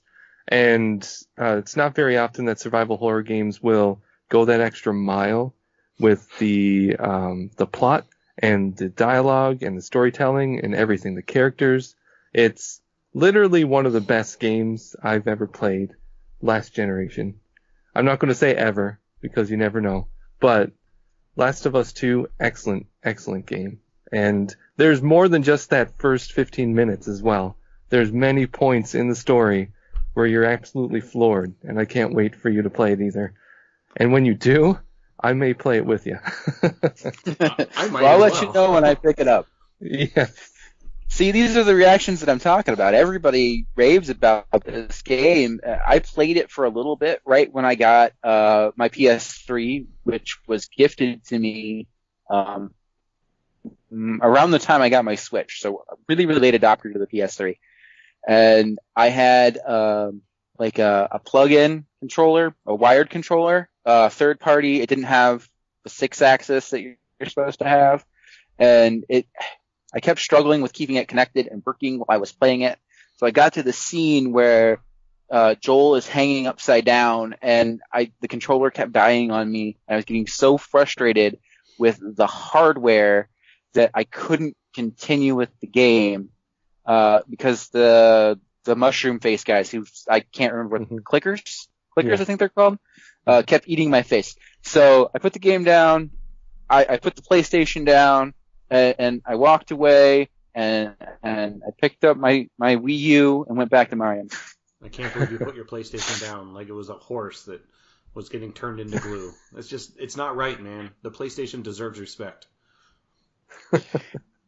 Alrighty. Anybody have anything else? There was one other question that we got. Oh, you're right. Do you have it up? I do. From Kevin. Is that right? No, I have one from Gammon. He must have replied to my retweet then. Do you mind if I read it? Go for it. He says, what game in your backlog are you most nervous about talking on, either because of long play time, high difficulty, or whatever reason you have to be nervous? To be honest, It's not like I'm Patrick playing Panty Party Raid or whatever that game was, where you turn into a pair of panties and go through bullet hell and shoot people. So I have no shame. I have no shame. Like, I know what my gaming hobby is, so there's nothing really out there that, like, I'm skeptical about talking about. My thing is trying to make sure that when I'm talking about the games that I'm playing, if it's something more mature, that I keep this as family friendly as possible. You know, that's one of the things that I really like that, you know, Turkey instilled in me. There's a family friendly podcast, you know, no bad language, no swearing, keep everything nice and clean, and I like that about it, and it kind of like, it gives me like a pleasant focus in life, so I enjoy that. And, you know, just playing a lot of games with like dark subject matter, so me trying to figure out how to talk about it in more of a friendly light than the way I would normally talk to my buddies about it. Like, you know, that's just kind of like a mental challenge for me. You know, not saying something dumb like I said earlier, and we'll have to edit out of the podcast. But I don't have anything on my backlog. I mean, I'll let you guys know. I have a copy of Lollipop Chainsaw, and I'm not afraid to admit that I dress up like a teenager wearing a bikini, sucking on a lollipop, and just running through people with chainsaws. That is the type of thing I'm into. It's a lot of fun. And if you haven't played Lollipop Chainsaw, you're doing yourself a disservice. It's a good game. It really is. It's pure cheese. It's 100% pure cheese. Yeah, I got all 1,000 gamer score. See? Exactly. I'm not ashamed of it. He is not ashamed of 1,000 gamer score. I told you, I have no shame. Yeah, so... Panty Party, just remember it. Dead or Alive Extreme Beach Volleyball. Yeah, I mean, the physics on that game alone. Yeah. Bazanga? What's that? I will say that I've not played that since the original Xbox. I haven't dove back into the physics, if you know what I'm saying. I've never played. Like, I think the most embarrassing thing that I've ever really played was and it goes into that whole dating sim genre almost. You know, there's like an RPG based around it, but like Persona, you've got like all the social stuff. And Patrick might be the only one who will have heard of this before, but the Artonelico series. Mm-hmm. And that was, you know, that very, very Japanese where, like, all the innuendos, everything is there. And, like, when you're playing the game, you're like, oh, you just said what? You know, but to me, like, the game and the mechanics were a whole lot of fun. And then just, like, all the random sexual innuendos just made it even better for me at the time I was playing through it. And I'd really like to play the second and third ones. I just haven't got around to it. But there's no shame on my backlog. No. I think if I were going to pick a game from my backlog that I probably wouldn't want to talk about on here is a title called Leisure Suit Larry. You guys ever hear of Leisure Suit Larry? I got a box set. Remember, Yeah. Leisure Suit Larry, that was like a nice old classic point-and-click adventure. Yeah. I loved good old Leisure Suit Larry. But, you know, it's no Dream Daddy. What was that Dream Daddy dating simulator that came out last year? That one I heard might make its way to the Switch. You know, the Mega Dads reviewed it. I thought that was hilarious. It's a good game. It's fun. See, not into PC gaming, so I didn't get into it. But, and then our last question, Ergamen, I don't know how to pronounce it. I'm going to say Ergamen because that works for me. And this is kind of another one of those questions where I don't think I really have a good answer, but it's what games/consoles are you playing to clear out of your backlog? And then the other question, what game did you really want to play at release but were not able to, and it ended up being a disappointment? So for the first question, you know, what games, consoles am I playing to clear out my backlog? I'm too deep into the generations for this to be something that's accomplishable. When the PS4 and the Xbox One came out, I went into it with the mindset. I was like, I looked at myself in the mirror and I was like, you need to shave. Wait. That's what my wife says. I looked at myself in the mirror and I was like, I am only going to buy games that I'm going to beat. And when I beat them, I'll pick up something new. And then a month later, both systems had like a 12-game backlog. So I gave up real quick. And then the Switch happened, and I'm like, I'm going to play the Switch, and I'm going to play games, and I'm going to beat them. And then I'm going to move on and get other games. And now I've got like a 100-game backlog. So, what games or systems am I going to be playing that I'm looking to clear out? It's not going to happen. I have come to peace with the fact that I am never going to have a system where I don't have a backlog. I'm going to have a backlog at some point. And the big, prevailing factor is you have Black November. You have constant eShop sale. Like that sale that Nintendo had at the end of December, early January, I think I added like 7 games just from that because the price point was so low. A couple of them I looked at and I was like, I might not get to this, but when's the next time I'm going to see a price that low? And if I don't buy it now and I want to play it in 6 months, the price might be double. The same thing is like the Epic Game Store. I'm never going to buy a game on there, but every week I go back and grab a free one. PS Plus, Game Pass. So I think I'm content with the fact that I'm never going to have a system where I don't have a backlog, and I'm never going to be able to clear the backlog that I have. And it's a really interesting point that, from growing up, where I probably put like 800 hours into Super Mario Brothers 3 because that was the only game I had for a 4-month period. And then, I had Mike Tyson's Punch-Out, and so I just played that until I could beat Mike Tyson without like thinking, to the point where I'm at now, where I'm an adult with disposable income and I make bad choices and I buy games that I might not play for 3 or 4 years because I can. So it's not. I think the only time I didn't have a big backlog to worry about was the Super Nintendo, because games were $60, $70, $80, so you spend that much money, and these games were not regularly going on sale. You didn't have these indie titles that would be $5, $10. I spent $80. I'm going to play that game, get my $80 worth. I didn't have, like on my Switch, 100 games to choose from because I got them all on sale and really cheap. I had maybe a dozen games, and those were $80 games. Yeah, so like for me, I never had a backlog back then, and one of the reasons why was because I just couldn't buy games. I think I was in high school at the time, so most of the time I played games, I was renting them from the local video store.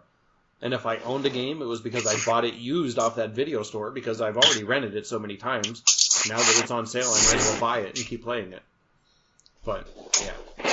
After graduation, when I got a job, when I got income, that's when it all went downhill. Being an adult is tough. You have to make the hard choices. Like, which of these 100 games am I going to play? Well, as far as playing a console just to clear your backlog, I think you guys have inspired me to work on my Wii U backlog because now it's plugged in. So I have, 20-ish games on there that I might try to run through, at least some of them, as long as it's still hooked up. Hyrule Warriors comes to mind, Captain Toad's Treasure Tracker, NES Remix, all of those come to mind as games that I should clear off of my backlog as long as the Wii U is still hooked up. So that would be my answer there. And as far as the other question, a game that I grabbed at launch and ended up being disappointed with, I don't have a good answer for that, honestly. I mean, I don't keep track of when most games come out, so I couldn't say. With as many good games that come out, most of the time I don't grab a game at launch unless I know it's something that's up my alley. Like, games that I've grabbed at launch over the last couple of years have been stuff like God of War, Luigi's Mansion, stuff that every time I get around to playing them, I like them. I honestly don't remember the last time that I bought a game. Well, no, I do remember the last time. So the last 2 times that I bought a game, and by the time I got around to it, I didn't like it, was like Mass Effect, which, and that might have been a product of I love Dragon Age so much. So when I finally got around to playing Mass Effect, I was like, oh, it's the same developer. And I was hoping But like Dragon Age Origins was one of my favorite RPGs at the time, and Mass Effect, like the skill trees, the dialogue system, none of it grabbed me, so I didn't like it. And then Dragon Age Inquisition, it was like I picked that up with like when it launched because I was like I remember loving Origins so much, and then when I started playing it, I was like I just could not get into it, so I moved on. On the inverse side, I absolutely love Knack, and everybody makes fun of it, but it was such a fun platformer on the PS4. I loved it, and I can't wait to pick up the second one, and I hope they make a third one, and everybody who complains about Knack, I just hope they keep making them so they give you something to complain about and me something more to enjoy. For me, the only game I can think of from recent memory that I picked up near launch and was kind of disappointed in was Man and Medan. I really liked Until Dawn. I was absolutely obsessed with it. It was the first game I played on my PS4, and my wife and I, we just kind of went through every single scenario, trying to figure out how we could keep each of the survivors alive, from the beginning until the end. And then when we played Man of Medan, it just didn't seem to have the same hook that Until Dawn did. And it was still interesting, and I like where they were headed. And I'm curious to see what they do with the other, I forget what they're calling it, the Dark Pictures Anthology, something like that. But yeah, I just wasn't quite as hooked on Man of Medan as I was Until Dawn. Oh, that's not good news for me. That's a game I'm planning on running through with my son here pretty quick because we really did enjoy playing Until Dawn on his PlayStation 4 when it came out. But I mean, the story-driven stuff we always do together, that and like all the Telltale games we've done together. So right, and I know that one's past the controller multiplayer, so I was hoping it would be better. But I mean, it was still fun. Maybe my opinion will be different than yours. Yeah, it was still fun. I will give it that, but it didn't have the same oomph as Until Dawn. I didn't find myself wanting to go back and replay it multiple times to see all the different scenarios like I did with Until Dawn. But you may like it. Just that was the one I was disappointed in recent memory. My biggest disappointment was actually a birthday present that I got. For the Wii, it was NCAA Football All-Play Edition. Ooh. And I was excited because for the first time in a long time, NCAA football, which I absolutely love the versions that were on the GameCube. I love college football. When I heard it was coming out on the Wii, I'm like, this is going to be great. Finally, it's going to be on a system that I own. And my wife said, hey, we got this pre-ordered for you for your birthday. I'm like, thank you. This is great. And then I got it and I played it and it sucked. It was awful. It was the worst. Just because the Wii U had motion controls, they said, hey, let's make sure that we use them for everything, for passing the football, for kicking field goals. And it just, the graphics looked worse than they did on the GameCube. I'm sitting there going, this is a $60 game, and I don't want to play it. And I felt like I had to because we'd spent the money, and it was a birthday present. And then my wife would ask, so, are you enjoying the game? And you said yes. Well, I think I try very hard not to lie unless people are asking me how I'm doing. So I think I was probably honest with her. I said, it's really not that good. And like, it's not her fault because she knew it was something that I wanted. It was just, it was like the biggest disappointment in terms of a video game purchase I've ever had. Just hands down. Oh, just don't ever. And that was the last time there was an NCAA football game on a Nintendo console. And now EA just thinks Nintendo doesn't exist. No, well, it's just like on the Wii U, they brought out Madden NFL at launch, and I bought it. And that was the last time there was a Madden game. And EA is like, well, look at this. This soccer game is not selling very well. So, therefore, football's not going to do well on it. Because those are the same, EA. Good job. All right. Well, I appreciate all the questions. I don't know where it's going to be edited in. You may have already heard it already, but there is a turkey on the run somewhere, since Jeremy couldn't be here with us.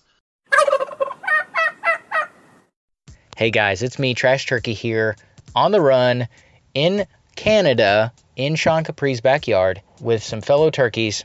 You know, it's great back here and all, but I think I might try to better myself in 2020 and maybe get a job, you know, stop living off of Sean Capri and the scraps that he throws at me nightly. And so I've been looking around at some different options. And there's an establishment in Alberta called Alberta Turkey Producers. And I'm assuming that this isn't some kind of turkey plant, but this is in fact some kind of turkey talent agency.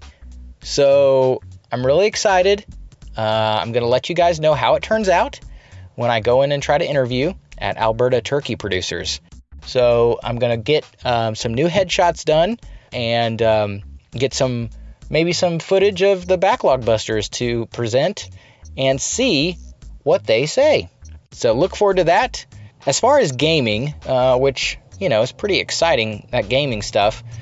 Well, being in a backyard, I've had to charge up my 3DS and just play the 3DS when I have an opportunity. And so I've been playing some awesome retro games. I'm not gonna lie, after playing some of those Sega 3D classics, I had to get some more that weren't on the cartridge. So last year at Christmas, they had a couple on sale, Gunstar Heroes 3D and Outrun 3D. So Gunstar's Hero 3D is an amazing port of the game that was on the Genesis. This game on the Genesis was kind of like if Treasure made a baby of Contra and Metal Slug, and I mean, I don't know what you guys think, but I don't know if there could be a cooler baby than that. That's a pretty cool baby. Also, Outrun 3D, the 3D in that game is really cool, and I would say some of the coolest chill music in a racing game. Oh, not a racing game, a driving game. This is a driving game, the best driving game around. And the last game I've been playing on my 3DS, Guruman 3D, A Monstrous Adventure, which is a super cute, I'm talking grade A, the cutest of cutes, probably cuter than this Metal Slug Contra baby. Guruman 3D, A Monstrous Adventure on 3DS was originally a PC game, ported to the PSP, and then eventually ported to the 3DS. This game, I think, originally came out in 2004, so it's kind of an oldie but goodie. It's a 3D platformer, but heavy on the action as well, and some RPG elements where you can level up you have like a drill weapon in this game, and you level that up, and you get new move sets. You get cute cat ears that you can wear that assist you in finding items in the level, so you can get like a S rank. You know the turkey's not all about that, but it's fun to put on cat ears, not gonna lie. And I think it's an awesome game. Story is, you know, a story from a video game that's super cutesy in 2004, but I will say that it's pretty hilarious. Just the monotone and ridiculous dialogue is just great. So I'd say I picked that up on a sale around Christmas last year for like $2. So I would say if you get it like $5, $6, I say jump on it. It's amazing. So I've heard it compared to Brave Fencer Musashi, which I haven't played, but man, I kind of want to play that now because this game is so good. Essentially, you're a girl that her parents go on an adventure, so you go and stay with your grandpa, who's kind of senile, and you get to see these monsters in town that nobody else can see. These cute monsters are really friendly and adorable, and then these phantoms, you know, do what phantoms do, and they mess stuff up, and so then all the monsters scatter, and so you have to go collect the monsters again, find them, and find their items that they love, like a monster that loves to dance, his boombox, and a monster that apparently loves to relax, his lazy boy. And as you find these monsters and these items and give them a little bit of their joy back. It moves away this darkness from the level. I shouldn't say level, but kind of the overworld that allows you to go to more levels. So there's an overworld element where you get to choose what level you want to go into. They're kind of like small, I wouldn't even say dungeons, but kind of just small stages that you go around, platform, defeat enemies, collect monster parts that then allow you to upgrade your cat ears or your gas mask or such things as that. Anyways, really fun, and for like $2.50 is what I think I got it for on the 3DS when it was on sale. Absolutely worth it. Also, the Backlog Busters, I believe they talked about possibly doing some Mario Maker stuff. Mario Maker 2, you say? No, absolutely not. This is the Backlog Busters. We are only focusing on the original Mario Maker because, well, just because. I don't know why. So yes, Mario Maker. I have not made a level yet. I have slacked, but I would love to play anybody's level that once we get the community involved and everyone submits a deluge of levels, I would gladly play them all, hopefully. I'm going to give it hopefully. We also possibly could be talking about the Smash Brothers. We've got all of the characters in Character Pack 1 established, and maybe kind of what the Backlog Busters think some of the characters should be in Character Pack 2. I'm going to tell you a character. You probably could guess this. A certain character that Arc System Works is involved with should be in Smash. Now, you're probably saying, oh, one of those characters from BlazBlue, or one of those fighting characters from Guilty Gear. Well, you would be wrong. Oh, one of the characters from Double Dragon. No, again, you're wrong. One of the longest running series, the character we need in Smash, the character we have to have in Smash, has been around for more than, 30 years. Oh, that's right, Kunio-kun. He started busting people's faces and making them barf back in 1987 with Renegade. This hot-blooded dude, Kunio-kun, should be in Smash. And that's that. Things to look forward to. Like I said, Mike's wife is going to be playing Hellblade, so we have a review coming in for that. Our good buddy Hungry Hippo has another review he's going to be getting to for us. You know, he was an adopted backlogger last year. He gave us a 75-hour dissertation on Octopath Traveler. And, I really enjoy listening to people's opinions of games. Like, even when they're not on the podcast, I like to know, what people are enjoying and how they think of it, just giving me another perspective on it. So I'm really looking forward to his review. And I think it was World of Final Fantasy that he was going to be reviewing for us. And other than that, I really don't have anything else. It's getting late. I have a tired toddler in my lap right now. He's almost to the point where he's going to be cranky and noisy. I know. I don't understand. He was asleep, and then he randomly woke up. But I'm really looking forward to, and I hope that all you lovely people out there, dig into your Wii U, find it, blow the dust off of it, shine it up a little bit, plug it in, and break out the Mario Maker. Play Patrick's levels and be like, this is really, really nice. And then play Mike's level and be like, I'm putting my Wii U away forever. Mike broke my Wii U. No, I'm joking.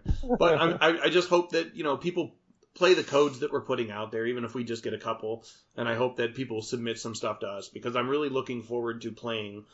I'm going to play a bunch of random levels, but I want to play levels of, people that I'm interacting with.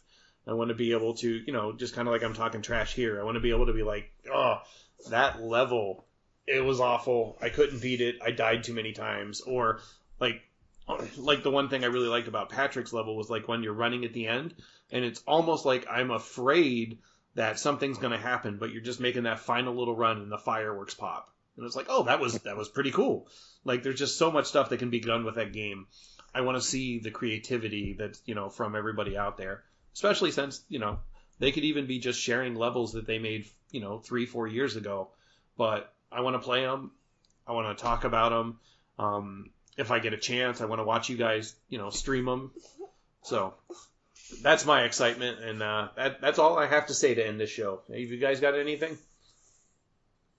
No, when it comes to Mario Maker, once we get the codes, once we have, if we make any more, we can set up some streams to showcase them all. Because we haven't done that yet. We haven't done our levels yet. And I think that would be fun. So if you have any levels that you'd like to see us play, send them our way. We'll play them, and we'll even play them on stream or make a video, something like that, so we can showcase what you all have done. And, you know, just in case you need it, how to beat Mike's levels. Yeah. So where would be a good place for people to share that to? Where do you want people to send all the codes? They can tag Backlog Busters at @backlog_busters. Just tag us on that. That'll be like a quick and easy way to dump them off. The couple levels that we have now, I'm going to put them in the show notes when I put the podcast out. The next podcast that rolls around, anybody that shares their levels with us, I'm going to put those in the show notes as well, so that, you know, people can dig them up and play with us. And then I'll be retweeting anything that they send to us, you know. That way, just in case anybody else, you know, has that urge to fire up the Wii U, pull out that huge, as my little buddy here, Jacob, put it, Dad, why is your Nintendo Switch so big? So, you know, if anybody else wants their kids to look at them funny and be like, why are you holding that instead of your Switch? But, you know, I'll retweet it. We'll put them in the show notes. We'll get them out there and get them played, and I'm looking forward to it. I would even ask if when they send in the codes, could you mark it, you know, easy, medium, hard? Because those hard ones, I'm not even going to waste my time. I tried a few that I guess people had posted whenever we made the thing on Twitter a while ago, and tried playing that with my son, and we were both like, no, pass. We need to do something a little bit easier. So if you want to send the easy levels my way, that'd be great. Ryan and I will take the easy levels. Patrick and Mike will take the hard levels. Yeah, so just go to that 50% clear rate. If it's 50% or higher clear rate, send them to Serge and Ryan. 50% or lower, send them to Patrick or me. 1% or lower, send them exclusively to Patrick. And then you can see me try for hours and hours and never break a sweat. Just one more time. Just one more time. All right. One more try. You got it. I'm not even going to be angry. Just one more time. Alrighty, guys. Well, if nobody has anything else, this has been another successful recording of the Backlog Busters. This has been a lot of fun. Thanks, everybody, for listening. Yahoo! Backlog Busters. This is Call Sign Hungry Pup, and I'm coming to you live from my couch. I was looking forward to this opportunity for quite a long time. I wanted to reach out to my friends at the Backlog Busters and tell them that I am still out there. I have been a fan of yours for a while. You do not know me. I am someone who, on my Podbean app, went and looked for a podcast that was about video games and backlogs, and I found you guys. And I've been a happy person ever since. A happy pup. So I noticed the Backlog Busters has rebranded a little bit, changed. We have Backlog Odyssey, Blaze Knight, Math Man, and of course, Trash Turkey and Grouchy Surge. And I wanted to thank all of you for giving me the opportunity to talk about video games with you. A couple notes on myself. I'm a very positive person. I'm not ashamed that I love video games. I recognize that as I get older and the responsibilities of being a father and a husband get more serious and intense, I am very fortunate and happy that I have my video games that keep reminding me of the simple times of when I was a kid and when I was playing outside and it started raining and I'd run inside and play Mega Man 2 and Super Mario 3 and Marble Madness and all the glorious nostalgia that I worked so hard to capture once again. So I just want to play video games for fun. I don't want to put any pressure on myself. I want to stay family friendly. And of course, Grouchy Surge. I love hamburgers, chicken wings, adult beverages. I'm trying very hard to stick to a diet right now, but I really do love chicken wings. It's probably one of my favorite foods ever, and I couldn't resist an opportunity to bring that up. And by the way, I changed my name to Hungry Hungry Hippo just so I could have this conversation about chicken wings and chilling and talking about video games. Anyway, I just want to be part of the conversation. I want to be part of the community. Anyway, anytime, anyway you want me to participate, I'd be happy to do so. I am always looking for an opportunity to talk about video games because, frankly, my kids are young. Can't really talk about video games much these days. At least not yet. So, what have I been doing? I have beaten a couple games. Not going to put out a formal review right now, but just to let you know, I've beaten Outer Worlds. It's an action role-playing game. It was developed by Obsidian. Obsidian are developing friends that made Fallout New Vegas, which is another game that I have not finished. But I enjoyed what I played of Fallout New Vegas. I really did. And it made me want to play Outer Worlds. And Outer Worlds is like this sci-fi RPG, and as Grouchy Surge knows, I like RPGs. And it's got this story-driven, choices matter type game, and it's kind of like a first-person shooter, and I'm like, I'm in, let's check it out. And I beat it, and I enjoyed it, and I would say it was a good game. I wouldn't say it was really, really memorable, but I'm happy I rolled credits. Would I put the Hungry Pup stamp of approval, like go buy this now? No, I don't think I'd do that, but just because I know all of our time is valuable, my time is valuable, and I think there are better games out there for sure. But, you know, if you have what did I spend on this? Like 30 some hours, 36 hours, then it was worth it. I'm never going to say a game wasn't worth it. Also played Link's Awakening. For those that know me, which I'm going to help you know me. I guess I don't know you guys that well. But I am a huge Legend of Zelda fan. I had to play Link's Awakening. It is a remake of a 1993 Game Boy game. When I was little, I didn't have this game, and I always wanted it. It was one of those, like, regrets. Oh, I know I didn't have this for Game Boy. I was 10, or I was 11, I guess, at the time. But I really enjoyed playing the remake. I collected all of the magical instruments, and I enjoyed wandering around Koholint Island. And I definitely would recommend Link's Awakening remake. I love everything about Zelda. I'll play every Zelda that comes out. I have to. As I'm sitting here on my couch, I'm wearing a Legend of Zelda shirt. I spent about 23 hours on this. It was definitely worth it. I played it through November and December. So there you go. Like around Thanksgiving and the holidays, I played Legend of Zelda Link's Awakening. I played Outer Worlds, and now I am on World of Final Fantasy. And I'll tell you, I'm something to the order of 47 hours into this game. It's the end of January. I think I'm going to finish it next weekend, but we'll see how I could manage the work life, family, kids, and my video game love this weekend. I got parents coming up, so it's going to be a little difficult, but I'm going to make an attempt to beat the postscript. I actually beat the final boss in World of Final Fantasy, but didn't get to the very, very end. I kind of got the not true ending, and then I was like, what is this? I need to, do it right. I want to see the true ending. I put 47 hours into this game. It wasn't like the 90 hours I put into Octopath, but it still was a good game, and I love me some Final Fantasy, so I hope to get to you soon with that.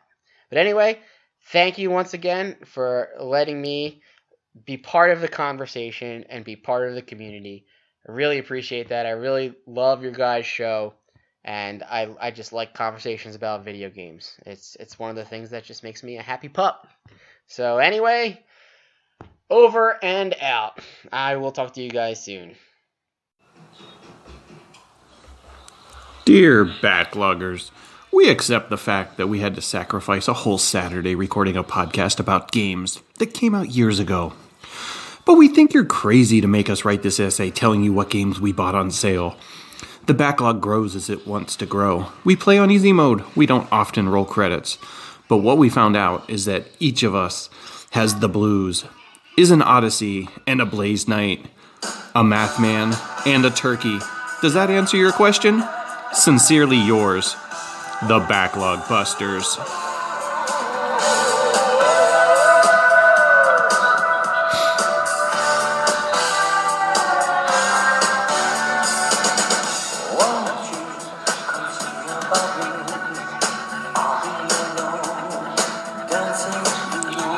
Backlog.